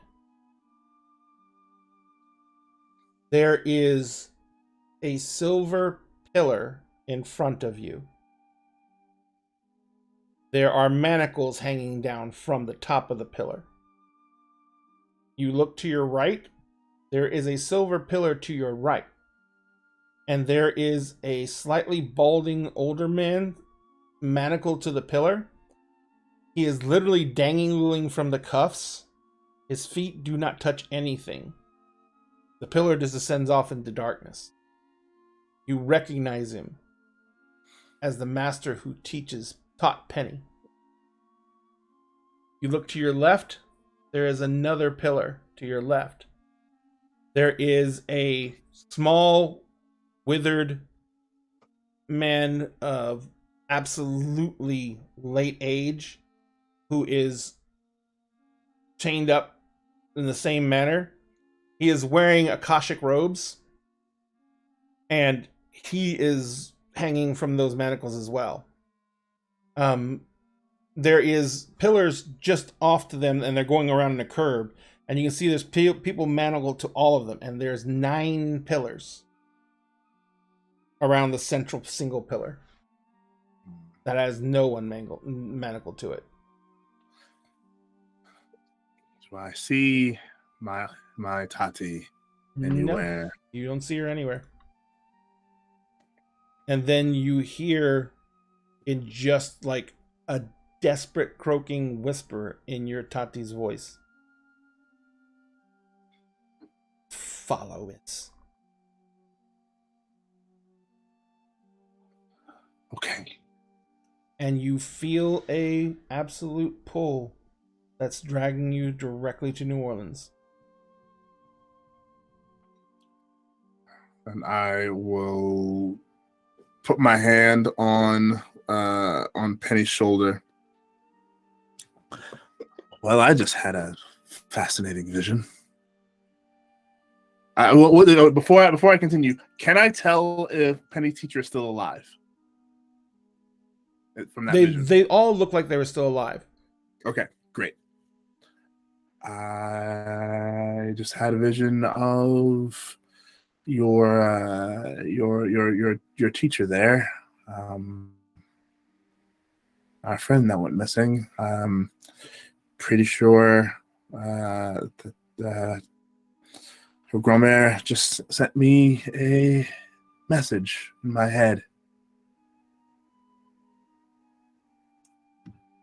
And they kind of, Penny's like, are they okay? They're alive. They're in what looks like a half circle of silver columns. There's many of them hanging from chains from the columns.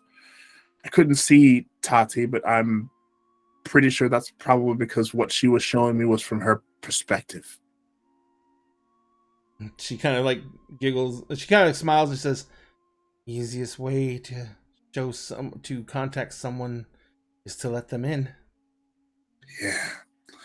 And now I have this very, very distinct pull in me that's directly pointing to New Orleans. So we definitely got to get there. Why didn't she reach out to you sooner? I don't think we were close enough. She sounded desperate, maybe weakened. And she kind of like looks up, and you see that there is rolling thunderheads overhead, but it looks like you're on the edge of a front, but it also looks like the front's not moving.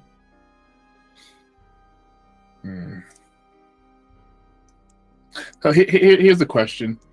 I don't remember if this is a thing within the mage mythos or not, but I do remember this being a thing in the Harry Dresden mythos. Is being in one's hometown the equivalent of like being basically like attached to like a magical battery because it's where you were born and grew up? Say that again? Just that last part? Is being in one's hometown pretty much the equivalent of like being attached to like a magical battery because of it's where you grew up, it's where you spent the most time? But New Orleans is literally the epicenter of 7 ley lines. Yeah, it is its own magical battery. which is probably one of the reasons they chose this city as one of the focal points for this storm. Yeah. And I'll just say, also considering where on the map of ley lines New Orleans is, it is its own battery, and now we're kind of just off of the network, so might be a lot easier for her to reach out now that we're at least within spitting distance. Just says that. Then that's all we need. But how can we get there faster?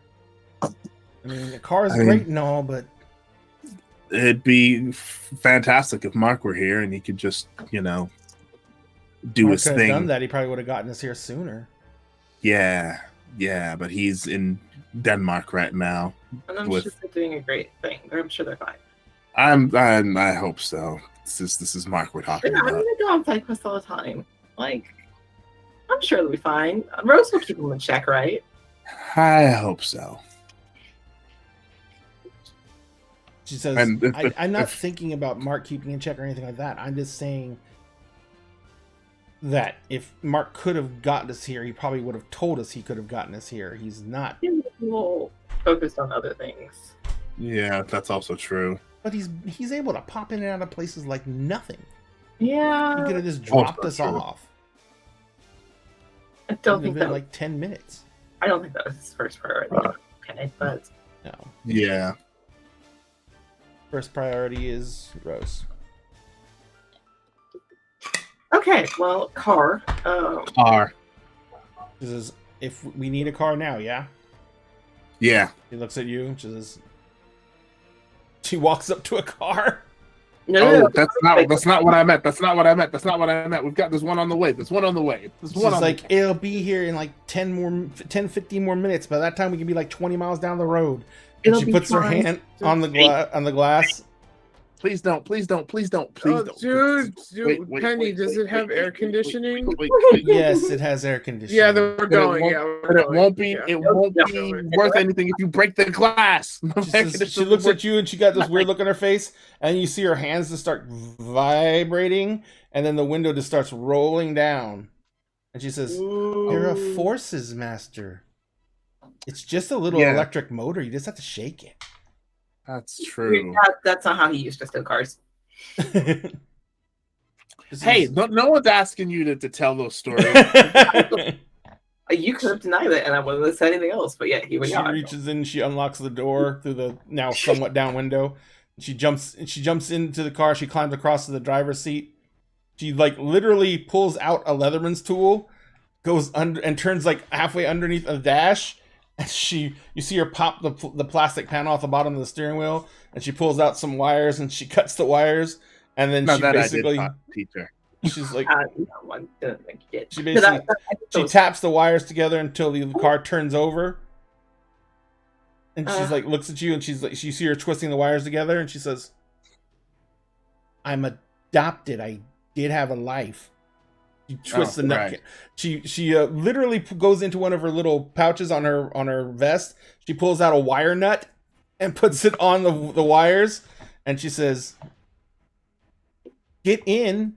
All right. We're getting in. Getting in. Cool. You see, like Vera pull out her wallet, and she's like, writes a little sticky note, and then just like puts the money on the sidewalk. Oh my god.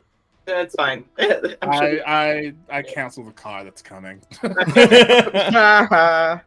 Penny just like she fucking guns it, and the car is just like, you're doing 60 down downtown streets. Oof. Okay. Dear, if you want us to get there, great. However, if we get arrested and/or given a ticket because we're stopped by an officer, she says, if anyone pulls us over, they're going to go and have a nice nap in their car for a long time. She's gonna do the Jedi thing. I'm just saying, like, that'll slow us down if we have to deal with all of that. She literally looks over at you for 1 second, Vera, and meets your eyes, and and you can see that she is actually really upset. And she says, "Nothing is gonna slow us down. Do not kill me again." I wouldn't kill you. Be very upset. gonna put my hand on Penny, and I'm gonna give her like the most solemn look I can muster, and I'm just gonna say, "I trust you. Let's go." And she didn't stop the car or anything. She's still flying through the town. Oh, yeah, no, I'm within just- like 10 minutes, you're out of Baton Rouge. Within Nice. another 20 minutes, you've been pulled over once. But literally, the guy walks up to the car, and Penny just meets his eyes as he taps on the window, and he's like, "What's the hurry, missus?" And she looks up at him and she says, "You need to go rethink your ways." And he just stops and looks at her, and he's like, "Uh-huh." And he turns around and he walks away. When she turns back, she's got a nosebleed. Please be careful. If you can, I reached like I looked through the dashboard, like try and find like a Yeah, you find like a pack of Kleenex in the glove box. I hand her the pack, and I'm like, "Yeah." No, actually, I just opened the pack and like rubbing her nose. And she's like, she takes it away from him, and she's like, "Paradox sucks." Yes, it does. So you guys are hauling ass towards New Orleans at breakneck speeds. This is like it's like an older sedan, so she's like cruising at like 95 miles an hour on the highway. But it's like one of those old sedans, so it doesn't really. It feels like you're floating. Nice. So you guys are hauling ass for New Orleans at all possible speed. Let's go ahead and do this. First things first, we're going to go ahead and start the giveaway. And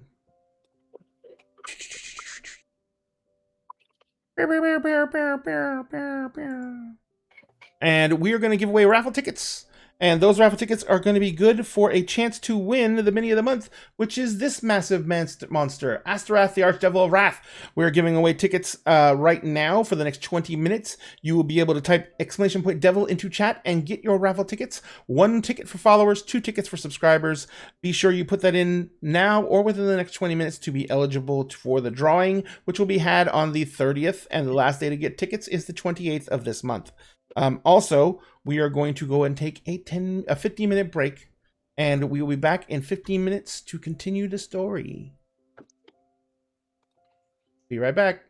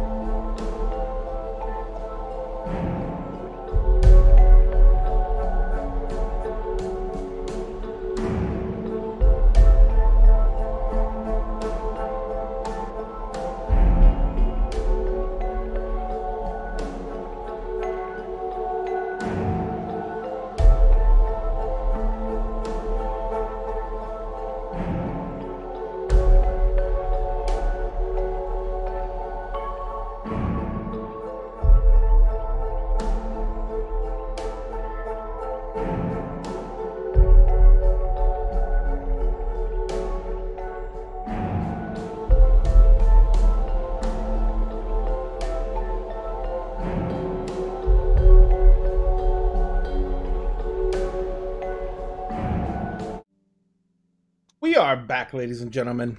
Thank you so much for letting us take that mini break. We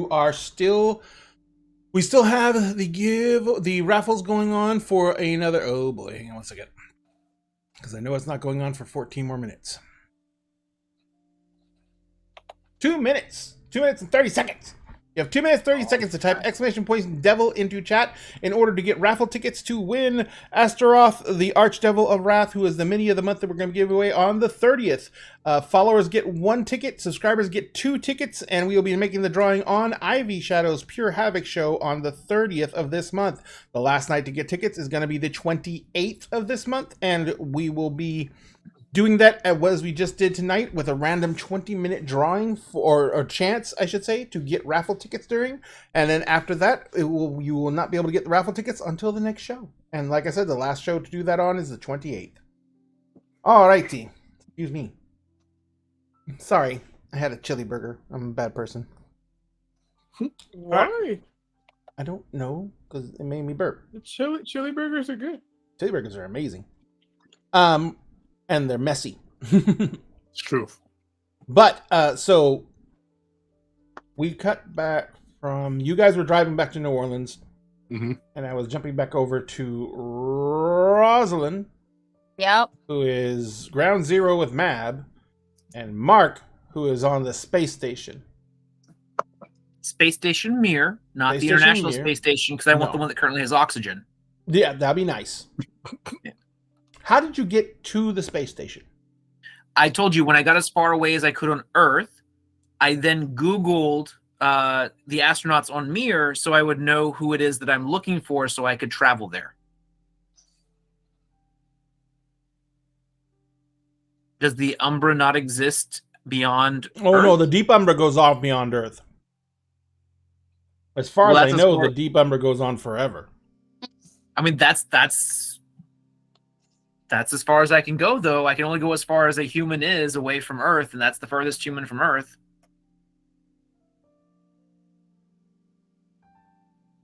Oh, babies. That we know of.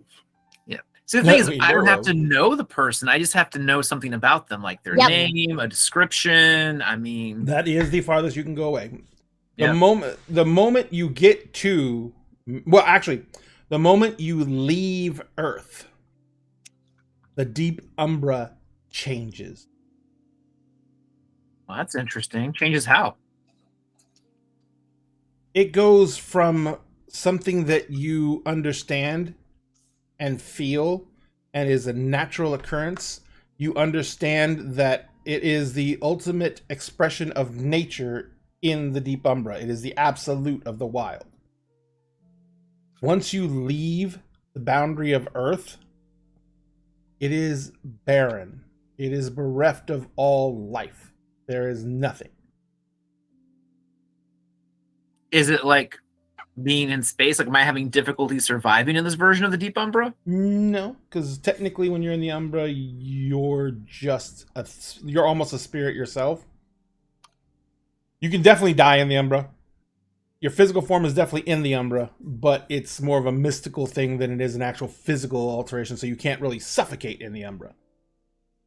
But there is no landmarks, there is no vegetation, there is no change in the terrain. When you get close to Mir, you see it as a giant set of a huge set of webs floating in this in front of you. As Like you Weevil run, stuff. yes, and as you run up to it, you can see that inside of it there is life. Inside of it, there is all the signs of the wild. But outside of it, it's a weaver that is encasing and holding in this wild and keeping it alive.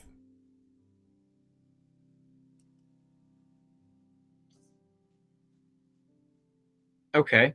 Well, when I get close to the mirror, I'm going to shift to the near Umbra so that Now I'm you're not- suffocating. Okay. Well, then I'm going to slide into the actual mirror station from there and then go fully into the real world once I'm actually in the station. All right. So you pop into the station, and you're in a small chamber. Looks like it's a sleeping chamber. There is one cosmonaut who is bound into one of the sleeping pods. They didn't wake up when you came in. The lights are dimmed here. You can see that there is no one else in this chamber except for them. And you can feel that electrostatic hum of the electronics around you. There's a kind of a staleness to the air. That's the whole recycled air going through. And you can smell nothing but, it's odd. It's both like absolute sterility, like this place is almost microscopically clean. And at the same time, there's just tinges of like mildew and mold. Okay. This is what I'm going to do. But I want to cycle back and tell you what I did in this room after I'm done. I'm gonna do something, then I'm going to shift into the near Umbra, go all the way up as far as I possibly can on this station, and then go back into the real world. So I've gotten as far as I possibly can away. And then I'm just going to like pull out my phone and see if I have any bars. So first thing is when you actually transcend into the space station from the near Umbra, you feel like you have achieved the objective that you were given. Oh, then I don't have to go further then. So no. I check my phone. Do I have any bars? No. Okay. I'm going to send a text message. But hey, there is Wi-Fi. Oh, cool. You know what? Let the technicians try to figure this out. Connect to the Wi-Fi. You can't. Because it's password protected? Yep. Use the word password. Doesn't work. I'm gonna try. Okay, one more thing. I'm gonna try mirror 1, 2, 3. Man, roll me a d10. Just roll one d10. 1, 2, 3. Space 1, 2, 3. 5. Okay, no, doesn't work. All right. Password with an exclamation point and password 1 are my last 2 tries. Okay. Roll a d10 twice. 9 and 1. Ah! Which was the second one you used? Password 1. That one works. Oh, cool. I'm gonna now send a text message to the group, to the whole group. Mab sent me to space, currently at Mir. Texting from space is really awesome. And then I'm gonna take a selfie of me with the the cosmonaut. Sleeping cosmonaut. I'm just gonna push that out. And then I'm gonna put shh, don't tell anyone, and send that text message. And then I'm gonna take another picture, and it's just me, that whole wad of finished money I've got. Yeah. I'm just gonna throw it in the video up in the air so it's all over the whole thing. There's thousands and thousands of dollars of finished money in here. And then I'm gonna pop back into the Umbra and head back to Earth. You leave the money there? I want them to wake up and wonder where all this money came from. Oh my god. Don't harm. Confused. I've just discovered what the next campaign is gonna be. The ultimate hunters game. Wow. As you've just alerted the government. Every government. It's fine. Wow. Don't harm. Confused. Yeah, Emrys gets that text message and is like, a fucking course. A fucking course. Right. What is he fucking doing? I'm so confused. Ray, I'm also worried. Just a side note. I'm making one stop before I go back to where Rose and everybody is. Are you kidding, Leopold? Where are you going? Okay, I'll decide where I'm stopping in a second, but one of those choices is not Leopold. I'm kind of upset right now. So, Rose, you are standing I there. cut you guys off while you were talking. I'm sorry. Oh, you're I'm fine. sorry. It was severe going to be like, where's Rose? Where's Rose? Cut back to Rose. Speaking of Rose. You're standing there, gunslinger style, squared off. You're on one end, Mab's on the other. David's on her side, obviously. Huh? No, David's kind of like looking.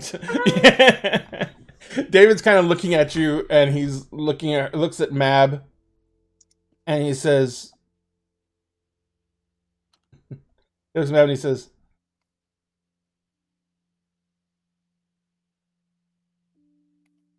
"I require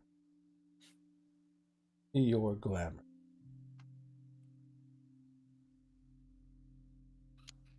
And Mab?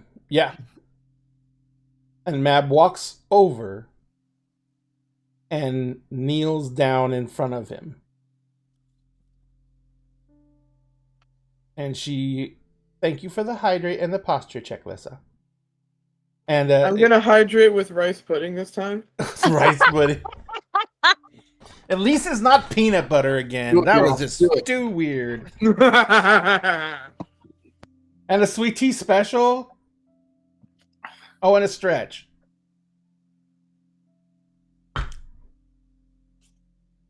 Lissa, I have like 10,000 points in your channel. Are you sure you want to do this? Yeah, for real. Self-care, bitches. Oh, I need to do one more hydrate then. Oh, more rice pudding. For the sweet tea. All right, so, but Mab looks at you. I'm sorry, David looks down at Mab, and she's sitting there, and she holds up her hand, the one that's injured. I wouldn't touch that hand. And David says, I don't have to touch that hand to take what's mine. And he just holds his hand out over hers, and you see that blood comes out of the wound and flows up and touches his palm. And Mab lets out a hiss of pain. And David begins to change.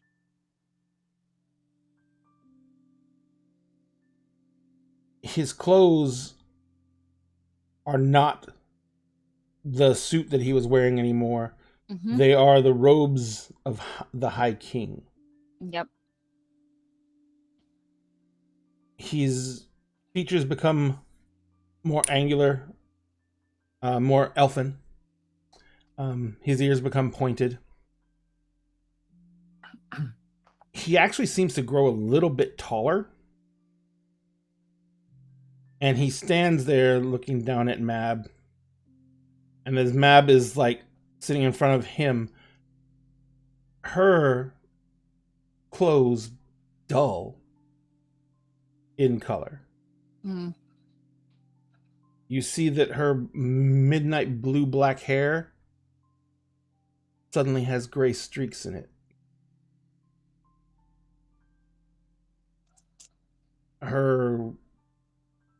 The incredibly elegant gown that she was wearing turns into a very nice cocktail dress.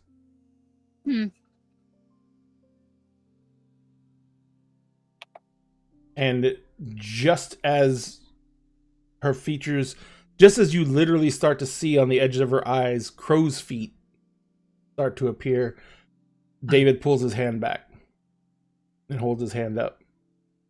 And he says, at least I didn't beat you with iron cudgels to do it. And Mab looks at both of you. Ooh, damn. Mab looks at both of you and she says, I had nothing to do with you being taken.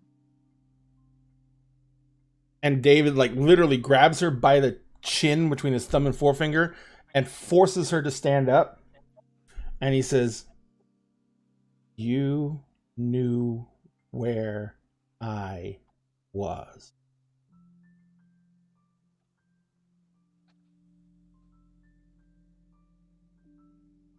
And Mab looks at him and she says,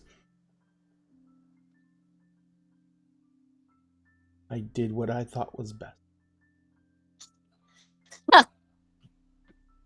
And David says,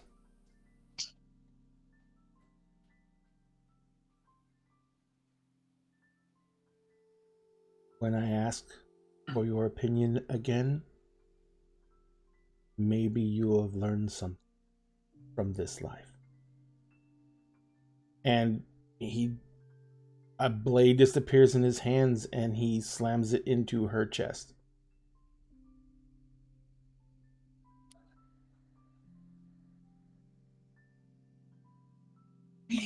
You're standing in the lobby of a fucking building.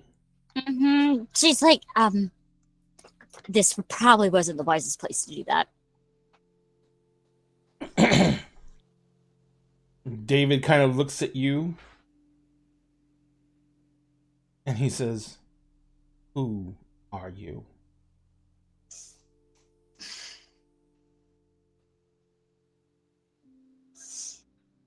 Rose gives a very deep bow. Countess Ashling O'Shea.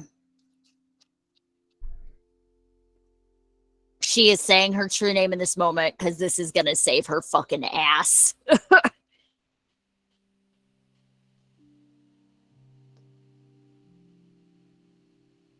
Of House Islanded.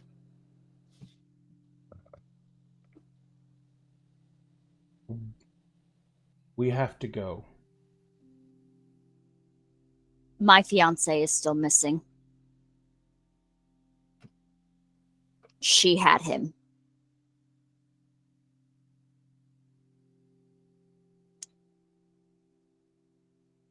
Can you find him?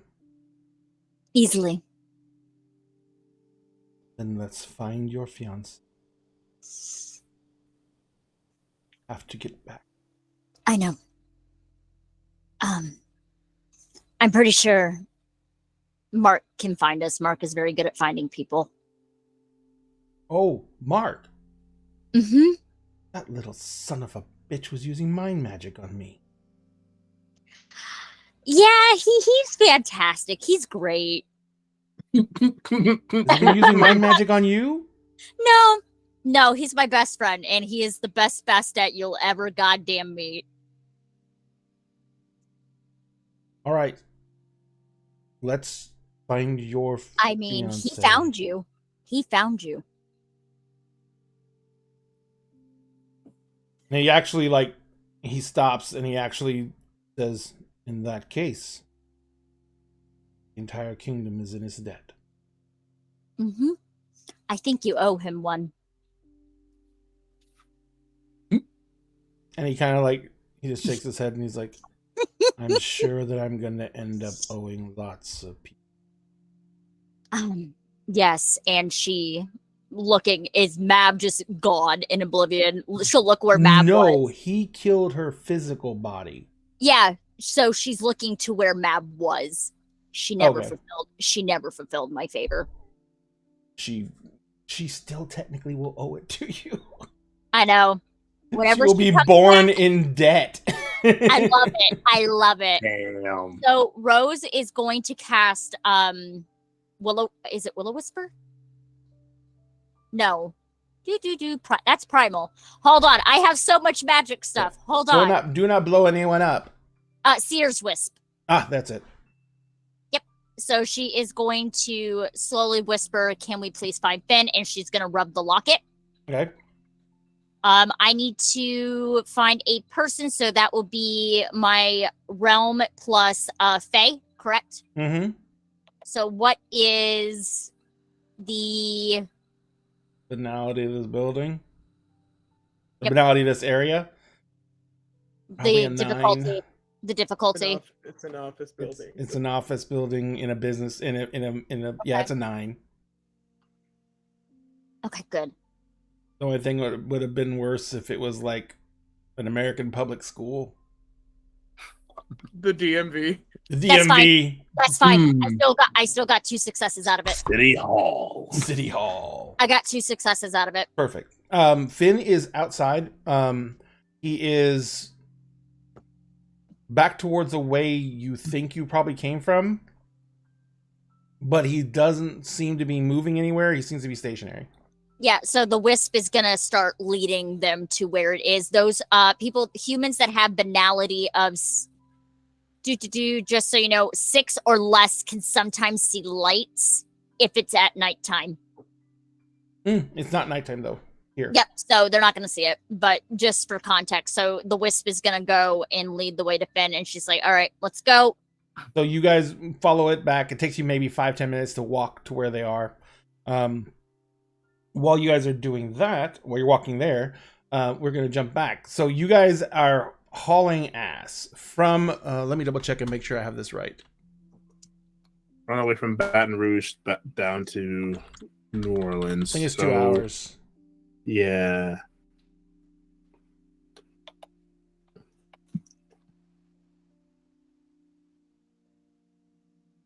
Yeah, at the very least 2 hours.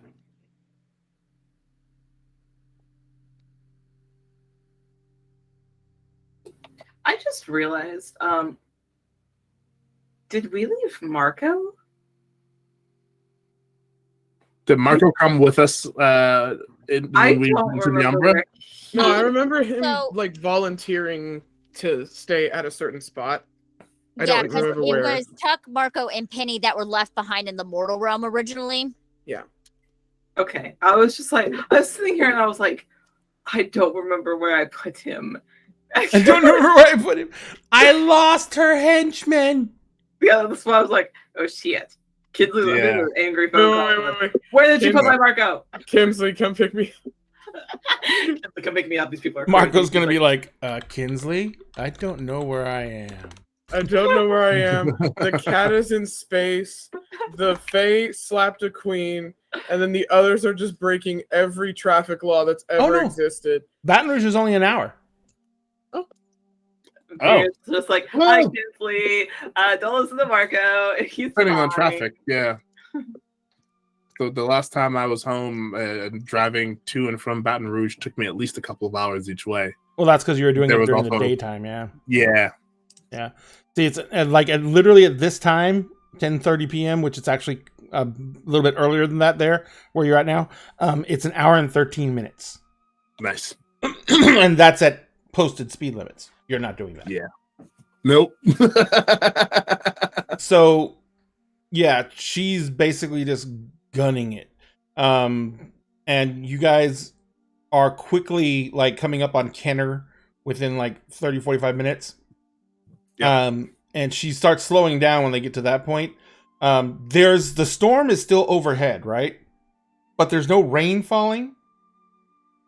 Winds are constantly blowing. Like, there's always trash being blown across the highway and stuff like that. Right. The other thing is, the closer you get to New Orleans, the fewer people you see out. The fewer cars there are.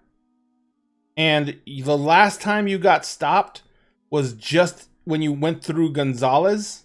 Mm-hmm. And it was by the local cops there. The rest of this place, because you used to live here.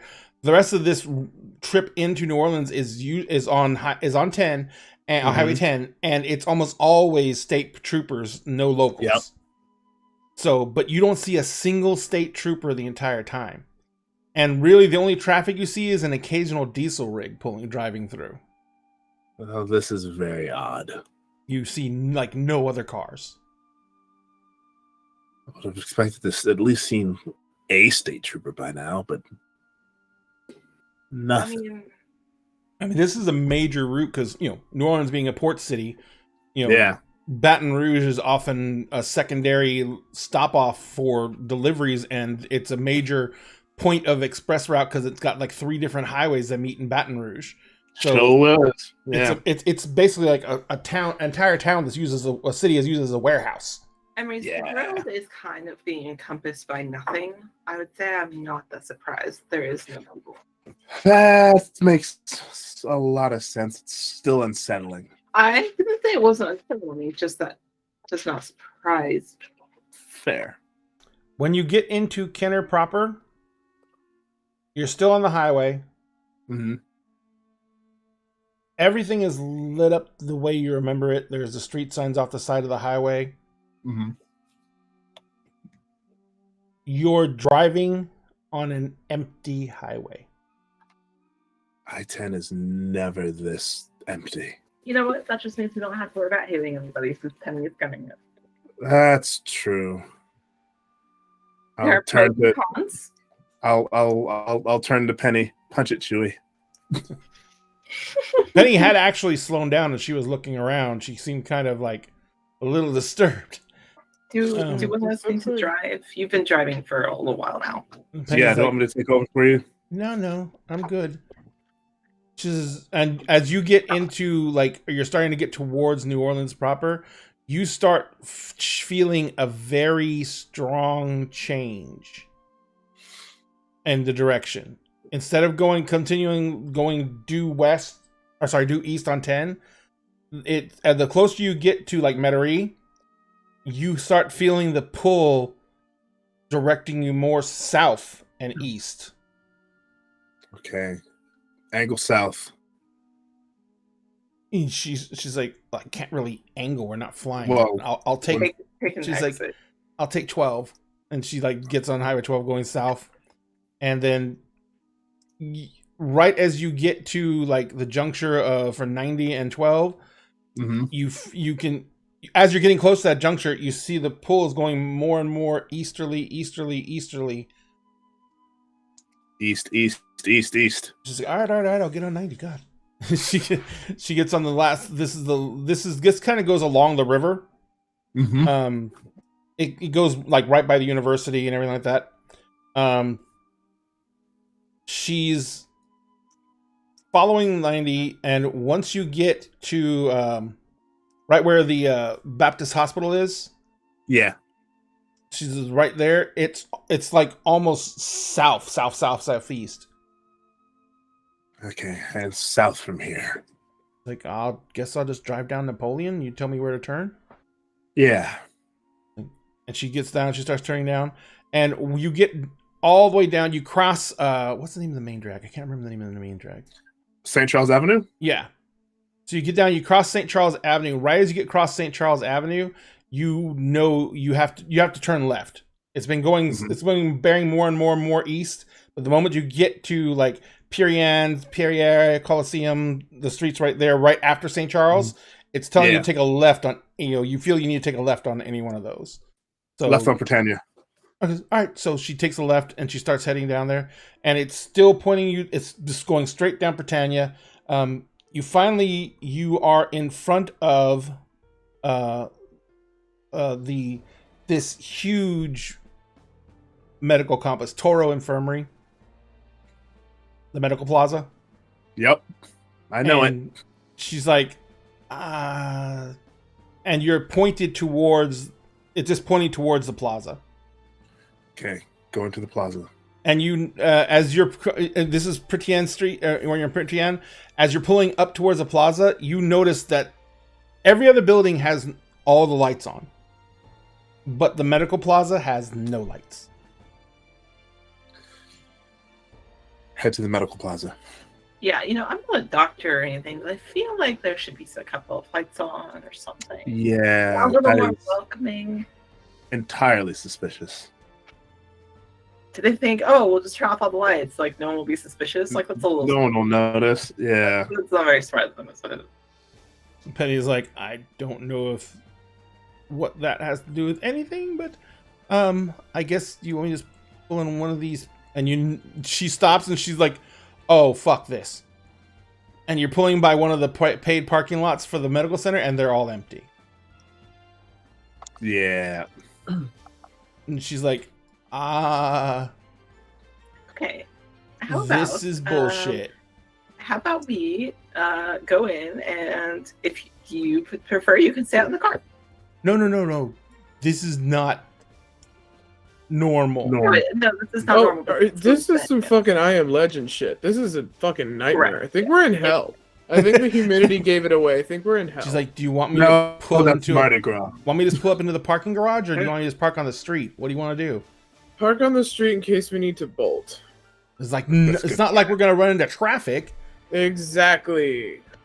Yeah. So she parks in front of the big main entrance on Perrier Street, which is kind of like that. It's a long corridor that's in the side of the building that goes into the main entryway, and there's there's murals on one wall, and the other wall's all glass, so you can see into the offices.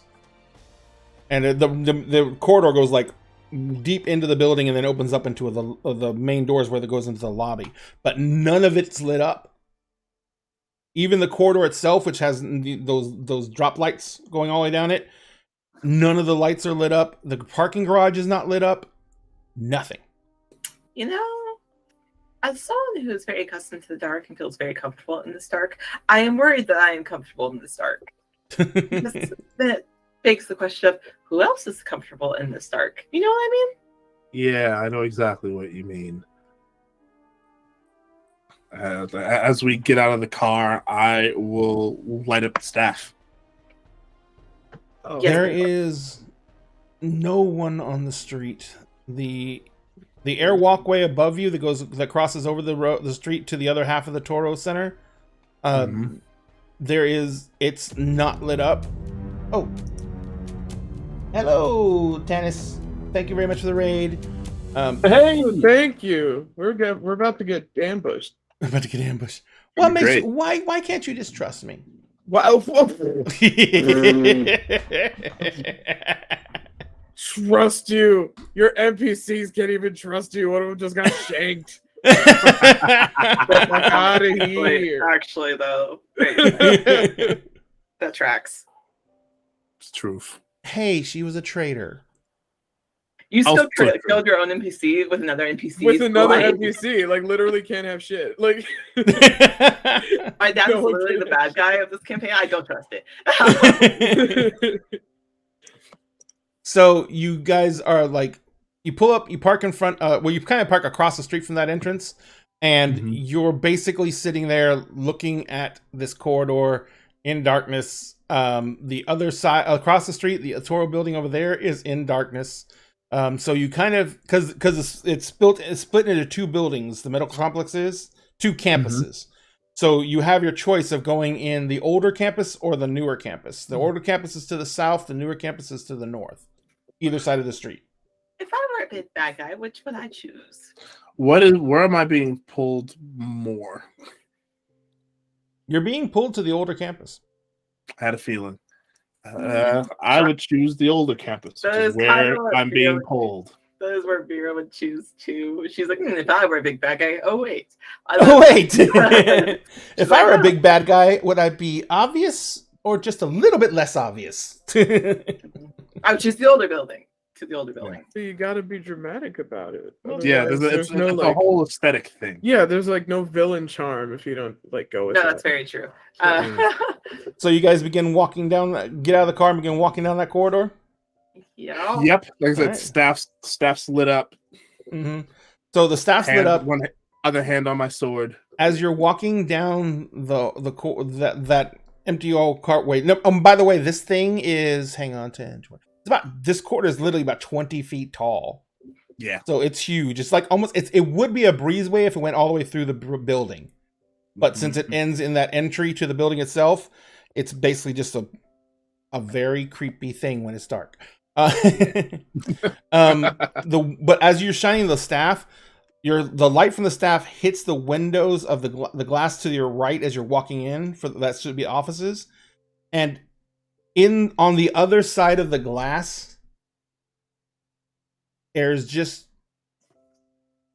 black. But whenever you look directly at it, it's just like the glasses. It looks like the glasses has been painted black or something, flat black. But the moment you look away, you always catch movement in the black out of the corner of your eye. But when you look directly back at it, there's nothing there. Okay. Well, that's Yes. fair warning. Pandora. I'm gonna because Emrys has done this kind of stuff before shit happens, and I'm gonna take a page out of his book. I'm gonna start kind of dragging like claws against like the wall as we're walking. Are you turning into your Krynos form to do it? Yes, because Okay. I want to have razor claws ready without having to like spend a turn or an action to do it later. All right. Because this is fucking bullshit. This is so cursed. This is literally some Resident Evil shit. Vera feels so comfortable in this that she's walking like it's any other day. Like this to her is natural. Well, like it's not even the darkness. It's like it's the like space that's not supposed to be empty being this empty. That's Like, the whole thing is to her. This is still like a weird, creepy normal. Eerie as This hell. thing Yeah. is the only thing that would be worse would be like walking around like the like a public school or something. What the hell Like, if I start drawing cult symbols all over Oh, everything? yeah. Like, So Feels as like we're walking, La as Sombra we're was walking here, up- lol. the other thing you know about this, Emery's, because you lived here. Mhm. Excuse me. I ate a mint and it made me sneeze. It's not done with me yet. Damn. Fun But- fact: both Emery's lived here, and Emery's player lived here too. Mhm. Hey, You're Yeah, I unlocking knew if I Sphinx gave lore. you some landmarks, you pick on it real quick. Pick up on it real quick. Oh, yeah. Tune in for more Sphinx lore. More Sphinxy lore. But as you're walking down the corridor, your staff lights up the entire thing. But the doors in front of you, even as you get closer, the staff is like hitting a wall of black. Okay, That's number one. Number two, Pretty sure there's this something place is inside the darkness. 24/7. Mhm. This is a hospital. Yeah. There's no way these buildings should be dark. Especially if there's any type of emergency. Sweet tea special. I'm gonna find you, Lissa. I And a can't hydrate. stretch. I because thought it you will loved me, Lissa. Yeah. She does love us. I Milagro will has a not doctor's stretch. note. They cannot stretch. Yeah, no, it literally causes me pain. Sciatica is a bitch, but I will hydrate with water instead of rice pudding because I'll be nice. Okay. But yeah, so you get down to the end where the doors are to enter the building, and the automatic doors don't open, and now you're facing the doors, and it's just darkness on the other side of the glass that your light from your staff is not penetrating. Interesting. Okay. I am going to. I feel like I can use my forces to like try and just push the automatic doors open. Mm-hmm. Absolutely. By the way, Penny is like put a little flashlight on her tack vest and turned it on. Yeah. Like, stay together, everyone. We don't know what's in there. We don't know what's lurking in the darkness, except that there is something lurking in the darkness. so when I'm walking in the darkness, as a cow is lurking because I feel like it should. I mean, you always lurk, so Oh, yeah. yeah, you're right. You, Vera, as you are there and present, Mhm. you, through your obtenebration, which you don't have much of, but you have some, right? I believe so. My obtenebration, I have 2. You can feel that you could manipulate this darkness with your obtenebration. Mm-hmm.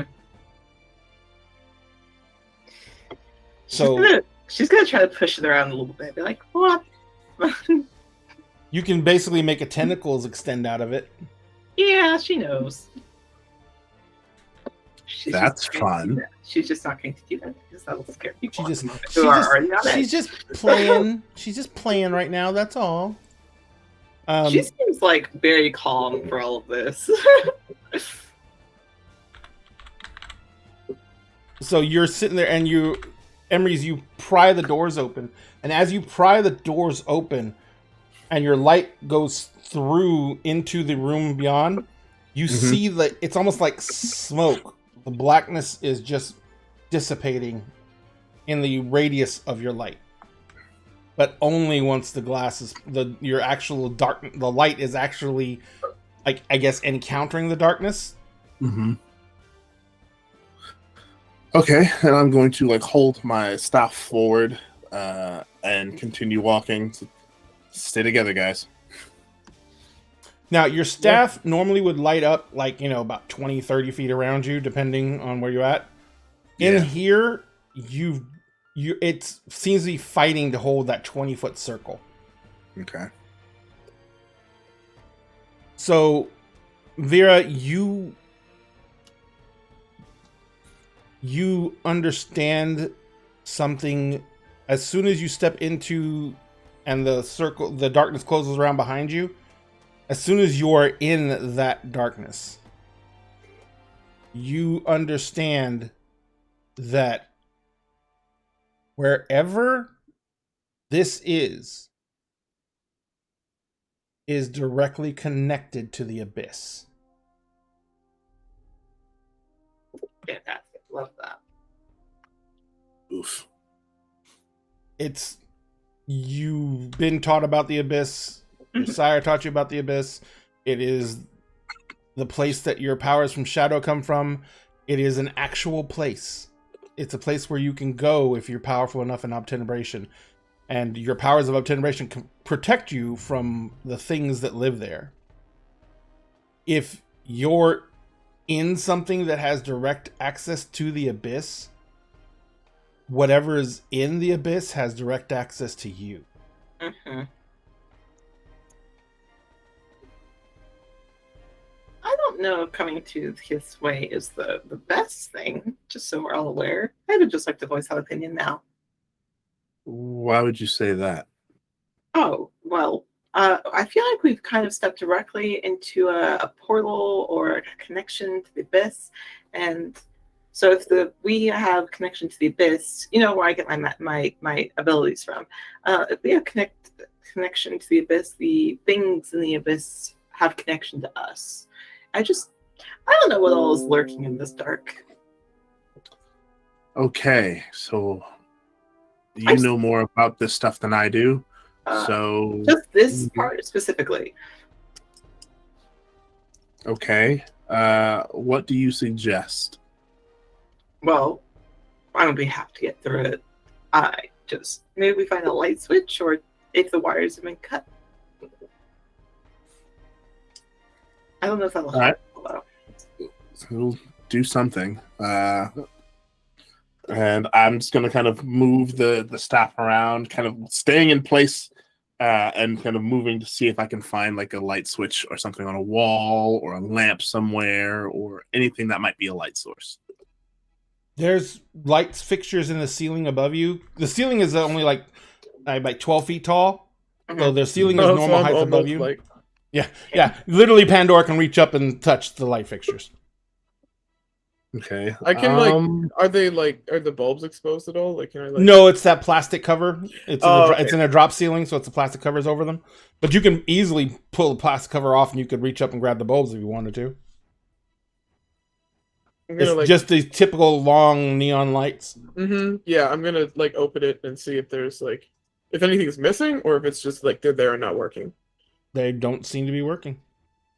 Okay, great. So I'm gonna say the lights have probably been cut, like the wires, or the ability to turn the lights on. Okay. I'm gonna try and I'm gonna take my hand off my sword, lift my left hand in the air, and try and pass enough charge through the light to turn it on for a second. Okay. If I can. Make me an arete roll. All right. What's my difficulty? Difficulty is only a 5. Okay. Which is not right. That is 1, 2, 3 successes. The light bulb lights up. The illumination is feeble-ish, but it does light up and turn on as long as you're passing current into it. Okay. I don't like any of this. Neither do I. You feel no resistance of paradox. It is like when you were casting in the Deep Umbra. Toto, I've got a feeling we aren't in Kansas anymore. No, we're in New Orleans. I know it's a reference. Vera looks more concerned. She's like, "Am I old like that?" Am I old? No, I know it's a reference. I don't think we're in reality anymore. Oh shit. This is... Or I didn't feel Kansas. paranoid. That's Or Kansas. Penny. Or Kansas. Yeah.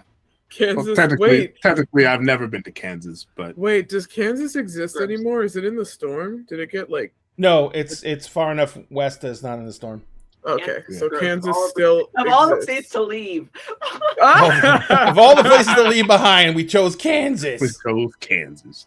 I don't think we're in reality anymore. I think we might be either in the Umbra or in someone's den realm.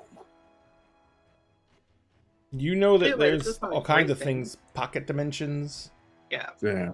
Pocket dimension, something. New Orleans is a very weird Vera, it place, feels magically. very familiar. Yeah, I kind of figured as much. So are we pushing forward then? I suppose. Any suggestions as You far as feel the directions go? pull? B? Is now coming from ahead of you, and now Okay. down. Yeah, that sounds right. Okay, it's coming from that way and down, So like a basement. except we're in New Orleans. There are no basements in New There Orleans. are no basements here. And I'm going to start moving forward. That's a more concerning statement. Why do you have no basements as she keeps walking? Because they're below sea level. We're below sea level, and Water will just pour in. yeah, the city was built on a swamp. Literally. It's like sinking. I don't think I have ever been to New Orleans, so It's why we don't have many graveyards and why we have lots of necropolises. this makes a lot of sense. I think I've only ever visited the graveyards and things like that. I don't think I've been inside the home. So I have a dumb question. Sure. So the power's cut, right? Like there's no power. There's Doesn't from seem what to be. from what Emery's experiment showed, there doesn't seem to be any electricity. Sweet. So Pandora's all puffed up because then that means there's no AC, so that means it's humid in here. So her fur's just all puffed up. She looks like she's been blow dried. Nice. Avira has at one point reached out and just gone pet. Pet. Just okay. And then she just keeps Puffed up like an angry bird. You're a Pomeranian now. You're Pomeranian a now. giant Pomeranian. She's a party palm. That's hilarious. Pet. So I'm just gonna follow the pull, making sure that everyone stays close Digging to through me. the fucking floor. Prying up tiles. Penny's all like, does she count as a labradoodle?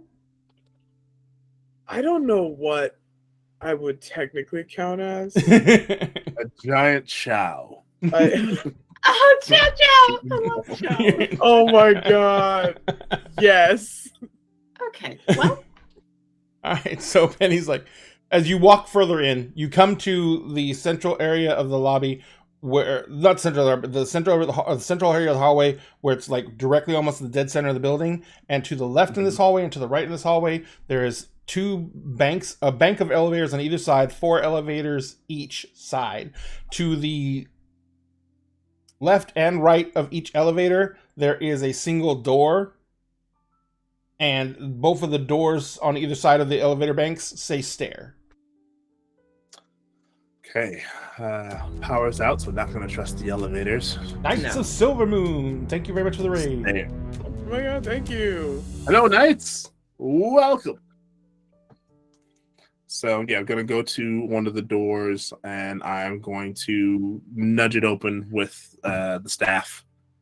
Door open. Kind of make sure nothing like jumps out at us. Yeah, nope. The door opens freely. There is a staircase that is going up into these into the darkness. Mm-hmm. And so you're standing there looking up. There's no staircase going down. Interesting. You I am going are to- feeling like you have to go down. Yeah. Is it just darkness? Like, is that all we can see going? Like, There's no stairs going down. You can see floor though, right? Yes, cement. Okay. I'm gonna poke like where there might have been stairs, or like where if there were gonna be stairs going down where I would guess they would be, kind of poke the floor in that Check the area to see position. what happens. Amen. Okay. Right. That does not make me feel any better. Yes, Pandora.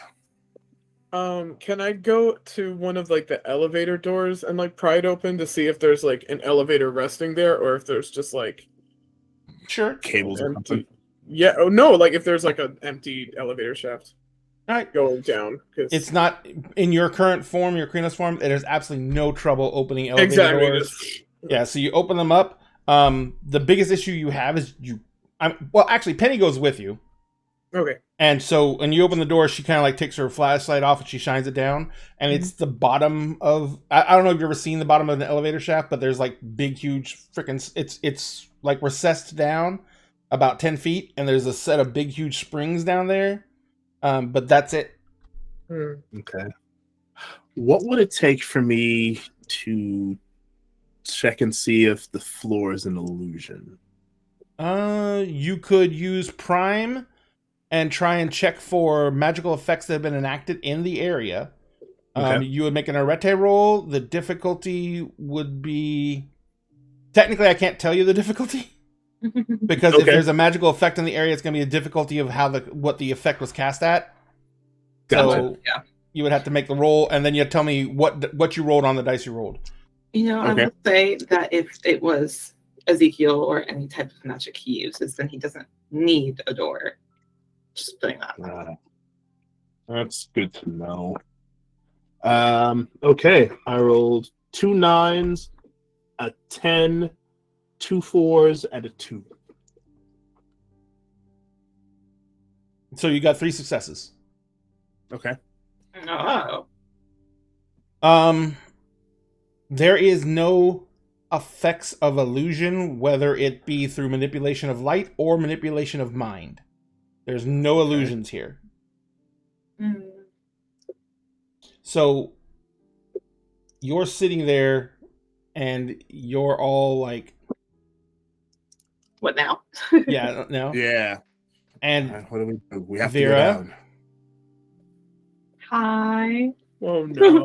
Oh no! Shit. We know Daddy Dearest is here. Like you see the shadows and you understand that you can step through these shadows and be where you need to be. You can take everyone with you. You know this without all certainty. Okay. Just gonna like find a nice patch of darkness, kind of look at it, and like just gingerly put her hand through and be like,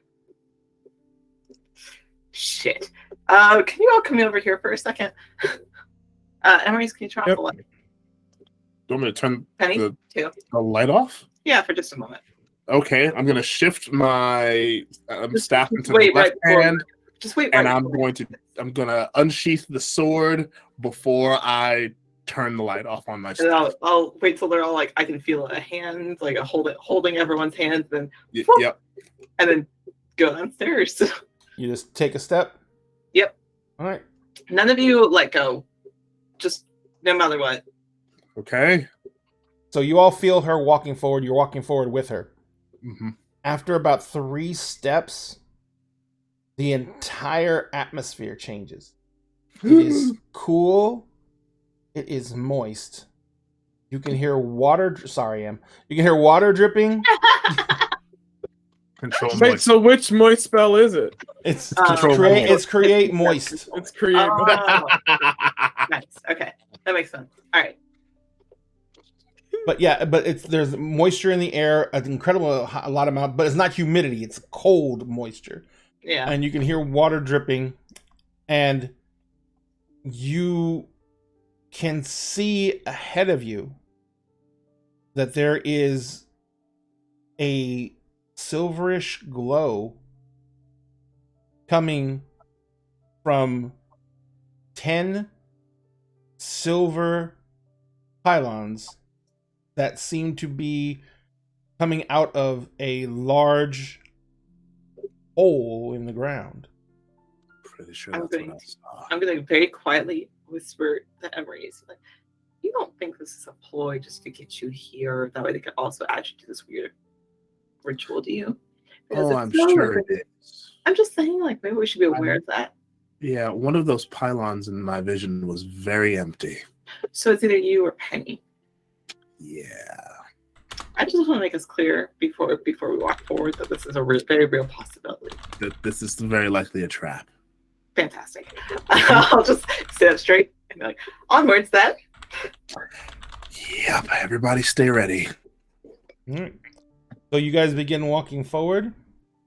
And Very pause quiet. you there. Very quietly. M, Rosalind, Mark. Mhm. Mark, Yes. where are you making for? Well, I'm making that one stop. I don't have to talk to anybody, and then I'm going back to where David is. Okay. So you're finding David? Well, that's So- where I'm headed after I make my one minor stop, which is How really long is the minor stop going to take you? Rough estimate is fine.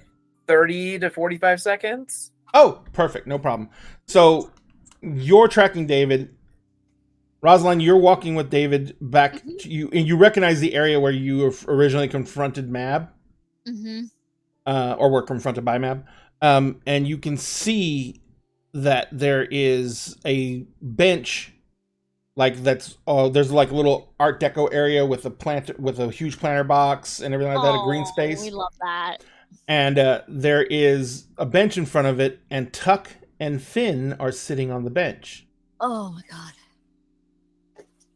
And Finn is sitting on the bench, and his sword is sheathed, but beside him, Tuck's sword is unsheathed, because he rarely ever sheaths it, and it's like kind of leaning on his shoulder. And Tuck is eating a sandwich, Love that. and Finn is kind of just sitting there. And as you come walking up, Tuck's like, "So, here, your boy here. Mm-hmm. So I don't know what exactly Mab did, but she parked him here and she bought me a sandwich and told me to watch out and make sure nothing happened to him."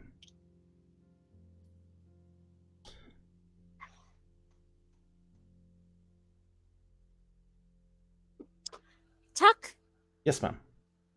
meet David. Hi, King David. David, Tuck. Tuck like stands up and like drops to one knee, and he's like wiping his mouth desperately to get the crumbs off, and he's like, Yeah, that was the little side trip that we had to go on. Tuck looks at you. And he's got this look on his face like, little fucking side trip. And Tuck goes, Mark should be back here in a second. and Tuck's like, your lordship, and the High King David's like, it's fine. It's fine. We're going to go back as soon as we can find out what's wrong with your friend. And he points at Tuck, this your fiance? She'll point at Finn. That's my fiance. What the fuck happened to his hair? He cut it off in order to. In Yeah, order to well, what? be able to, go to you directly. I was fine. Yeah, no, I'm pretty sure you were fine. Yeah, but we got there Mm-hmm. after we got diverted by Mab, apparently, because we went into her domain. Yeah, we don't really need to mention her anymore. She doesn't really exist anymore. Really? Yeah, for at least not for like a year and a day. Oh, shit. He kind of looks at you, is like, he kind of like, he looks like he walks over and gets his head right beside yours. Says, you off the bitch? I didn't offer. He's gonna call it murder then? she'll just motion to like King David. He did. Oh, so it was an execution then. Yeah. It's like, all right. Executions All are right, fine. all right, and break. Okay, now we're going over to Finn. We're going over to Finn. So Finn is sitting there, and he is like, his hands are clasped together. They're between his knees. He's kind of resting a little bit on his forearms, but his eyes are closed. If he's dead again, if this motherfucker is dead I'm again, gonna cry. Every time. jeez. I feel like he should be dead thrice before this is over with. That way, like he can have that be one call. Might have- Yeah, might as well be like a third time's a charm situation. I don't know. Finian. He's kind of like sits there for a second and goes, and his eyes open up and he looks at you. And tears just start pouring down his face. Oh. And he puts both hands like on either side of your face and he pulls you to him and he fucking just kisses you. And then he stands up with you, kind of like pulling you up. And literally, he lifts you off your feet. Okay. Because he's taller than you. I'm alive. I am alive. He's like, and he puts you down gently. And he looks at you and he says, he's looking around and he's like, where are we? We're in Denmark and Oops. we lost Milagros. Oh, and now she's trying to get back in. There she is. Did you accidentally disconnect your call? She'll motion behind her to High King David. He looks at High King David and he says, yes. And he doesn't kneel. He kind of nods at High King David and he looks at you and he says, when are we? 2022. Well, 2021 because we're still in like January. December time frame, winter. We're in winter 2021. And he says,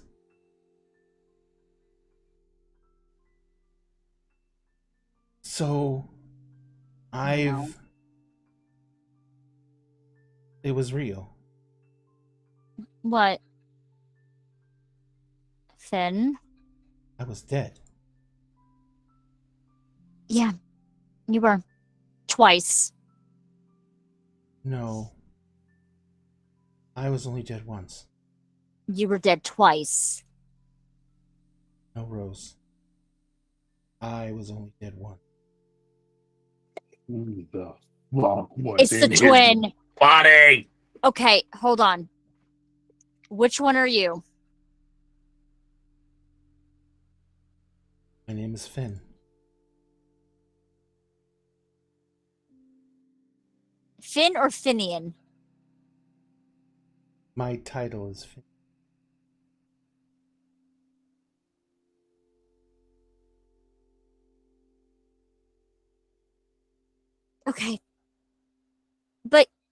But your body has died twice, technically. I think this body might have died more than twice.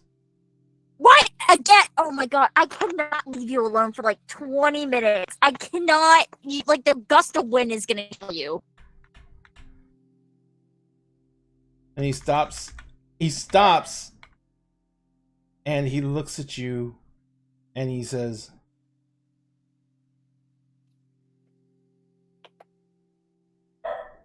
what does it mean? And he holds up his hand before you say anything. He says, it's just. And he says, I never was meant to have been here. But by not being here again, as I should be, I can give someone a chance to come back. What do you mean by that? It's like a note left in my head. Okay, do you remember the dragon at all? Yes.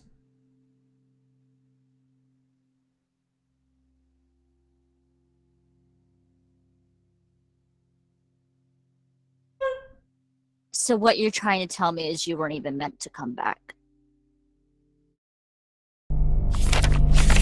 I don't know if I don't know what's going on. All I know is the last thing I remember is the ballroom. He doesn't remember being possessed. It's a long time ago too. Like, Yeah. So you died. I went through hell and back to get you back together.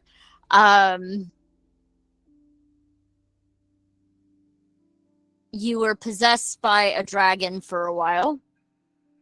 The magic dragon? Yeah. no, the non-magical dragon. No, it's total.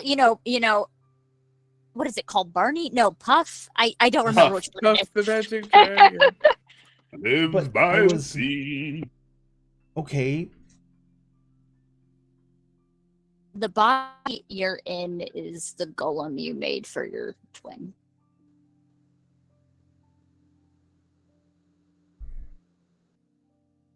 That the dragon brought to life. You know about the golem? Mm-hmm. The house told me.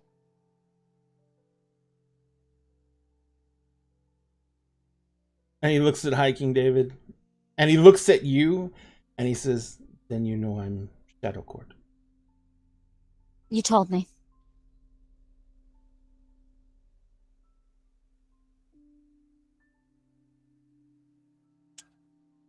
In all technicalities, you betrayed your own house.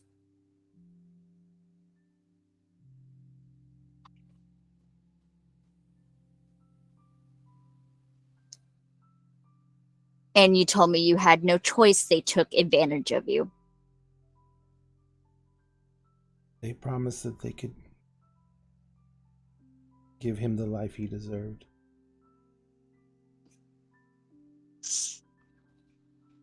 And I was all for it. I didn't think I deserved the life I had. Nothing about that to do anything other than be what I needed to give up in order to give him the chance he never got. Yeah. And Mab is the one that put you there.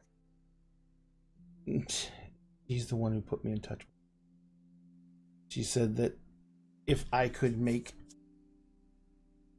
sure that I got certain information from her, for her, that I could uncover the Shadow Court's portions of this situation that was coming that wouldn't explain, but she told me what to look for.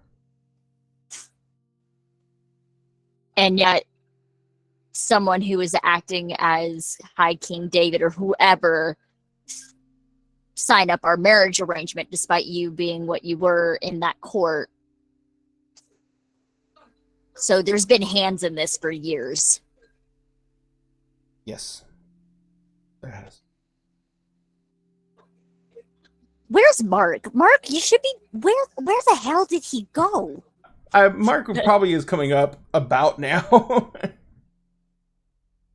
So before I appear, I am Mhm. peering out of the near Umbra to see if I can see Mab. Nope, no sign of her. Then I'm going to try to ping on Mab. Nope, no ping.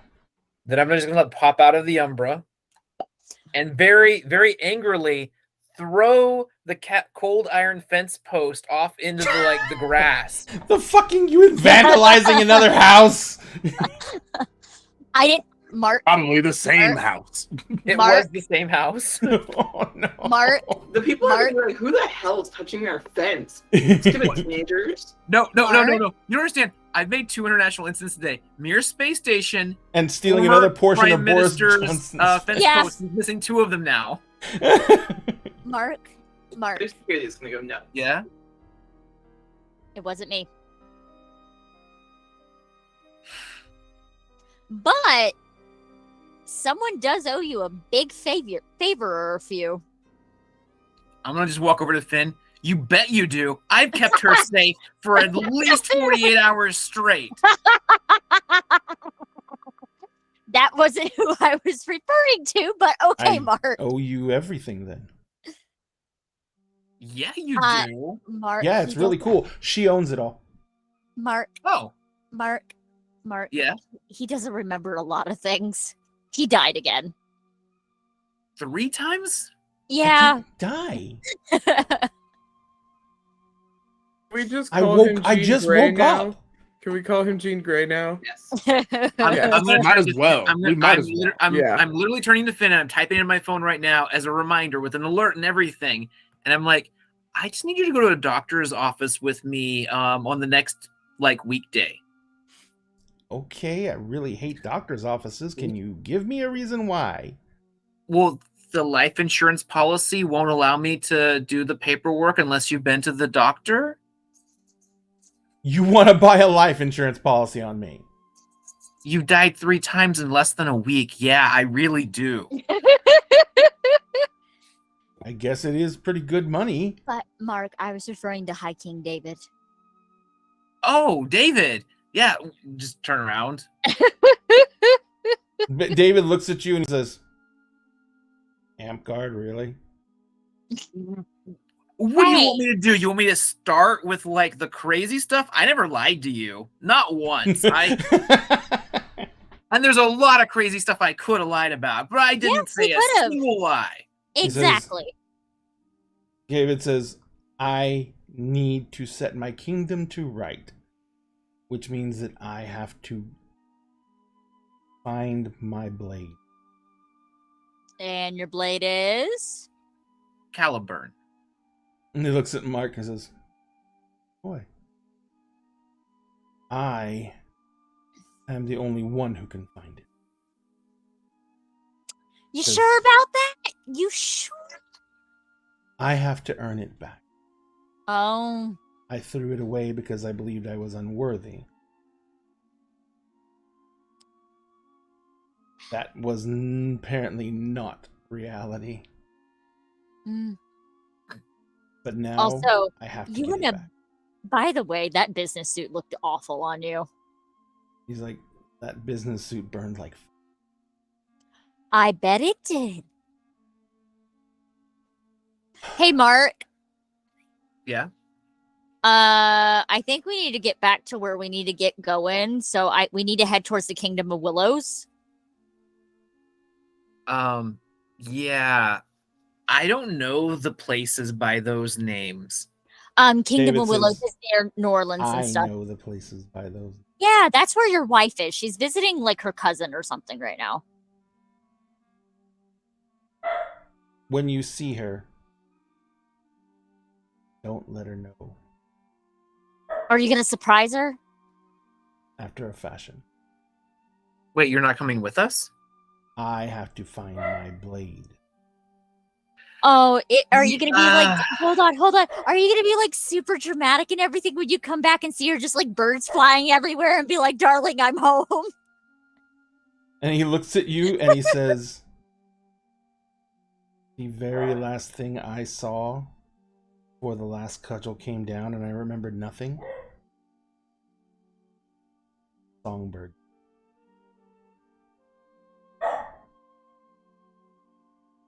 Fucking knew Only it. one you can Fucking see. knew it. I'm gonna just actually bow and then get back up and I'm gonna say respectfully, we're on a quest to prevent the world from becoming nothing. And I don't think you're gonna find a better way to prove your worth of the blade than to engage on the quest that prevents reality from becoming nothing. Mm-hmm. He says, "As an individual, I am as formidable as you all are. As the High King, I have the backing of a nation." You didn't answer my question. I think I did. Did you? If you did, I didn't hear you. The For oath real, though. was- Like, out of... The oath was broken. Fucking knew it. She's gonna look around for her bird real quick. She's looking It's there. around. Okay, it's still flying around, Yep. singing a song.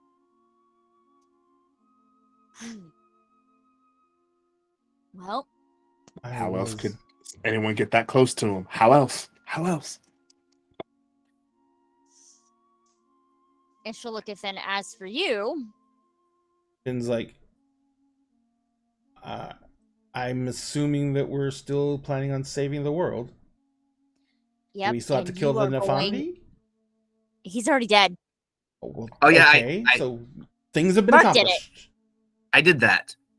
Just- Ezekiel. Oh, I almost killed him. The Why house are we is- killing Ezekiel? The house. He compromised the house. He what? He wants to wrap the world in eternal darkness and then allow vampires to rule the world because they no longer have to fear the sun. The then Nefant- I found High King David because I was really good at geography and math. Yes, which you did amazing. No, We fought 2 Ananasi, and I'm going to call that a victory because we escaped their den, and I think that's a win. Like, You will Yeah. tell me what an Anansi is later. spider people. Spider people. Spider people. No, the Nefandi kidnapped you and Tuck. oh no! Wait, Murder wait. Murder Right. hobo betrayed you. In the middle of this, I literally just leap, grab Tuck, bear hug him, roll onto the ground, and start spinning around, and then like push him down and be like, "You owe me a hug. You have to hug me." She demanded it. I remember that. And I'm gonna stand up and walk away, so he actually has to walk to me to hug me. Tuck stands up, takes his blade, drops it on the ground, and just puts out his arms and goes walking up to Mark. And he Beautiful. says, "This is a sincere and absolute hug of manly affection that I present from myself unto ye, you goddamn bastard cat." Yeah, they've been Does, fighting does he about hug me? He's just waiting for you to come in. No, he has to hug me. Oh, I'm good not budging lord. until he hugs me. He just throws his arms around you and he just like tries to. He does his best to do the rib breaking, crushing hug. There, yeah. As I was saying, murder hobo betrayed you. That was a thing. And Finn goes, "When did they start dating?" They haven't. Anyways, back to the subject at hand. While Mark, these Mark, Beesmark. you got kidnapped. Your blood was used to make a painting by the Nefandi to use my stuff because y'all are oath bound to me to control the house. Oh, fucking. There is a second entrance to the bail file that I cannot remove. As the painting is now destroyed, if I remember correctly, right? Yeah, the painting's gone. But that wraithy version banshee thing of you is, I think, wandering around if it isn't destroyed because the painting's destroyed. But it could still exist. I don't know. I wasn't there when that happened. Yeah, it's a problem. Then there was a banshee in the house. That was the whole thing. I do not have any idea how all this happened. Oh, God. Okay. All right. Yep. We need to get home. Or we need to get to everyone else. I don't know. Last we were in New York. I don't know where everybody else is. Where's your cell phone? I sent you text messages. I'm gonna whisper in. Hey, what's my? Hey, I forgot my. Oh God, where's Penny when you need her? I forgot what my passcode is. 1111. Tuck is like, "Oh, Jesus Christ." It's Tuck. He's like, "Vera, your phone starts ringing." Tuck is not doing that because I'm making sure he can't let go. Okay, I'm gonna press 111 in my phone to see if that works. It probably works. Penny knows better than to give you anything more complicated than 4 individual digits. Okay. I'm gonna whisper to Tuck real quick. Today, I rescued Hiking David, and I insulted Mab twice, and I visited the Mir space station, and I survived attacks by Ananasi, and I stole from an ex-British prime minister, and you're giving me a hug. And this is in my top 20 for today. And Tuck kind of like holds you out at arm's length, and he's like, "I'm honored to make the top 20." Well, now you ruined it. Top 25. I'm gonna walk away. Oh, Oh my I've god. been demoted. So Rose is gonna try to text Emery's or somebody in the group chat. Where are y'all? Do we have service wherever the fuck we are? I'm assuming no. I'm gonna respond We're in immediately. the fucking void right now. In the void. We're in the void. Immediately respond Denmark. Denmark. Thank you, Mark. He's standing right Thank you, beside. Mark. Mark, we're gonna have to do the thing. They're not. I don't know why aren't they texting back? They usually text back quickly. Oh, check my phone. Did they respond to my text messages about Mir? No. What? Nope. We got freaking. I think they're all dead. Bro. Oh my god. Oh my god. Do you really think they are? We shouldn't have left them alone, They Mark. didn't answer my text about being No, on the look. space station. They're fucking dead. 10 minutes ago, I posted that I was in space, from space, and they didn't respond. How do you not respond to that unless you're dead? Not even like a little thumbs up emoji. Oh my god, Mark. Okay, I will say, like, Pandora probably reacted with, like, an eyes emoji and, like, a question mark. He's He's like, what the fuck? Where's Rose? Like, she was like, "Where's Rose?" Like, Oh yeah, no, you Yeah. did say There's that. Rose. That's right. Yeah, so we're not, we might be dead now, but we weren't They dead did respond back to immediately your after you space said- texting. Okay. Yeah, the space text, yes, we were. Oh, we're Mark not- just froze. Big Mark is frozen now. rip. Oh no. This is what happens when you don't text Well, you know what? it We're back. actually going running really late, so you guys want to go ahead and call it here? Yeah, Mark assuming that Yeah. we're fucking dead is Mark where assuming we're fucking dead, because that's the best way you can do it. Is just assume people are fucking dead, and you'll never be disappointed. It can only go up from there. Can only go up from there.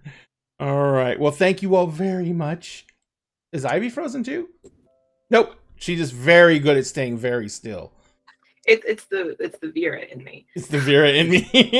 Just to be clear, if they responded, there I you don't are. assume they're dead. I just want to make that very clear. Vera Okay. did respond to you. They did respond. At least two of them responded. Yeah. So two of them are Vera still At alive. least two of them are not dead. There you go. Nice. Yeah, that's great. Ivy, where can people find you on the massive, massive interwebs? Yes, hello. I'm Ivy. I'm in the lovely Vera Rhoda. I am Gamer the Girl on Twitch and Twitter and Instagram and everywhere else that you can possibly find me. I'm Mondays over at Dice Cream, Tuesdays here, and every other Friday here as well. So make sure you subscribe. That way you can see me in DM instead of be a player where I get to torture all of my lovely Chaos crew. You can also find me November 19th behind the scenes running tech and producing the Rolling for Charity event, our 24-hour TTRPG stream, which is coming up. Signups end this week. So if you want to be involved, go to my Twitter, go to my Instagram. Signups are listed everywhere. Yeah, we're still accepting volunteers. So if you're interested in participating, make sure you sign up. I signed up. Yes, you did. I saw yours. Em, where can people find you on the massive, massive interwebs?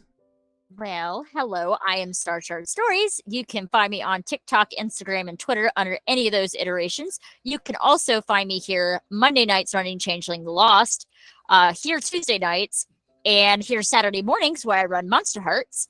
And then Fridays, you can find me either on Beggar Street every other week for Exalted, and then on the Figment Collective for a slew of games, usually on Fridays, because we're running a short stint right now of an entirely homebrew redone Spelljammer campaign right now. And then Sundays, you can find me on the Figment Collective, and then every other Thursday, turn to page 394. Dun, dun, dun. And Jonathan is an original Dagger. He started out with us when we were just a podcast back in 2018. He has been around ever since. And Jonathan is the only one of us who's smart enough to not be on social media at all. So Jonathan, continue to be wise. Milagros, I will be. where can people find you on the mighty, mighty interwebs? Here, I am always here. I'm here Monday nights, Tuesday nights, Wednesday nights, Saturday mornings. They cannot get rid of me. They will never know peace, and Ray will not survive without his kneecaps. I am otherwise on TikTok sometimes, currently preparing for NaNoWriMo and trying to not be in constant pain. So, just working on things. Yep. Well, I was gonna feel bad because you were sitting up this entire time, but then I remembered you saying that it hurts more when you lay down. So yeah, it's really weird. Yeah. It's weird sitting up and like standing to a degree feel better than lying down. I don't know why. Lying down was the one thing that didn't hurt last week. When you went to go to the hospital, did you get X-rays? No, they didn't do any X-rays. Nope. Yeah, it sounds more like you might have a slip disc than. I do. I have a herniated disc. It's hereditary. Okay. I've had it since I was 11. And I've just needed to do another round of PT for it. I knew this was probably going to happen. Oh, I'm sorry. I was going to say that sounds fellow bad back sufferer. Yeah. All right. And Sphinx. Hello. Where can people find you? Hello, I am Sphinx Akasha. I have been Emrys Grant, our Order of Hermes mage. I can find a Circle DM on TikTok, Sphinx Akasha on Instagram and Twitter. On Tuesdays and Wednesdays, I'm right here with Dinner in the Game. Of course, Tuesdays playing Emerald Sanctums with these fine folk. On Wednesdays playing Kingdoms of Mist with Milagros and a few of our other friends. On every other Friday, I can be found on the Alex Bomb channel playing Initiatives and Intrigues. But on those opposing Fridays, you can find me on the ADH Adventures channel where I run my campaign, Agents of the Circle. We are currently on a season break as we are transitioning from season 4 over to season 5. Our season 5 premiere will be October 14th. It will be great. We will enter our Battle of the Bards arc at long last. I'm super excited about it. On Saturday, you can find me with the ADH Adventures streaming channel playing either Heroes Arc or Unlicensed Magic War Crimes. This week is an Unlicensed Magic week, so I'll be playing my Paladin. And on an unknown, as of yet unknown date, you can find me on Sundays also with ADH Adventures in the Sunday campaign that will be happening later on during the evening. Em, you okay? My brain is computing as to what was said, and I didn't catch it until now. Oh, really? Yeah. Oh, okay. That's going to be an interesting conversation in a minute. Ladies and gentlemen, you can find all of Dinner and Game socials in our link tree, and you can find everyone else's information in their links that we put up in chat for you. Remember, the biggest boost of serotonin you can give any creator is to go give their work a follow. And these people are all amazing, so please go do so. We are going to go and we are going to find another amazing creator to go and give some love to. So let's see who we got that is rateable. Let's see. Quest and Chaos. ADH Adventures is on. ADH Adventures is on. The Adventure Arc is on. Or the Adventure Archive is what they're called. Yeah. Sorry. Well, we almost always rated ADH Adventures because they're kind of like our sister channel. So let's go ahead and give that a go because we'll be able to get to say hi to everyone and tell them we love them. Remember, folks, go in there, make some noise, let them know Dinner and a Game sent you. Give them a follow if you have not. ADH Adventures are amazing creators. They have several of the people that you see in this cast in some of their shows. And they've had some of our other people who haven't been, aren't permanently in their shows, do crossovers. So it's been wonderful. It's been amazing. We are going to go ahead and jump over to there. You guys have a great rest of your week. Remember, we are going to be here tomorrow night for Kingdoms of Mist, Friday night for Pure Havoc, and then Saturday morning for the Breakfast Club. And we will see you guys later. Thank you so much. We love you, and we will talk to you again very, very soon. Be careful, be safe, wear a mask where you can, social distance you can. At Dinner Game, we always save you a seat at the table. We want to see you come back and join that table over and over again, and you have to be healthy to do that. So take care of yourself. We'll take care of us. We love you, and good night. Good night. And clear.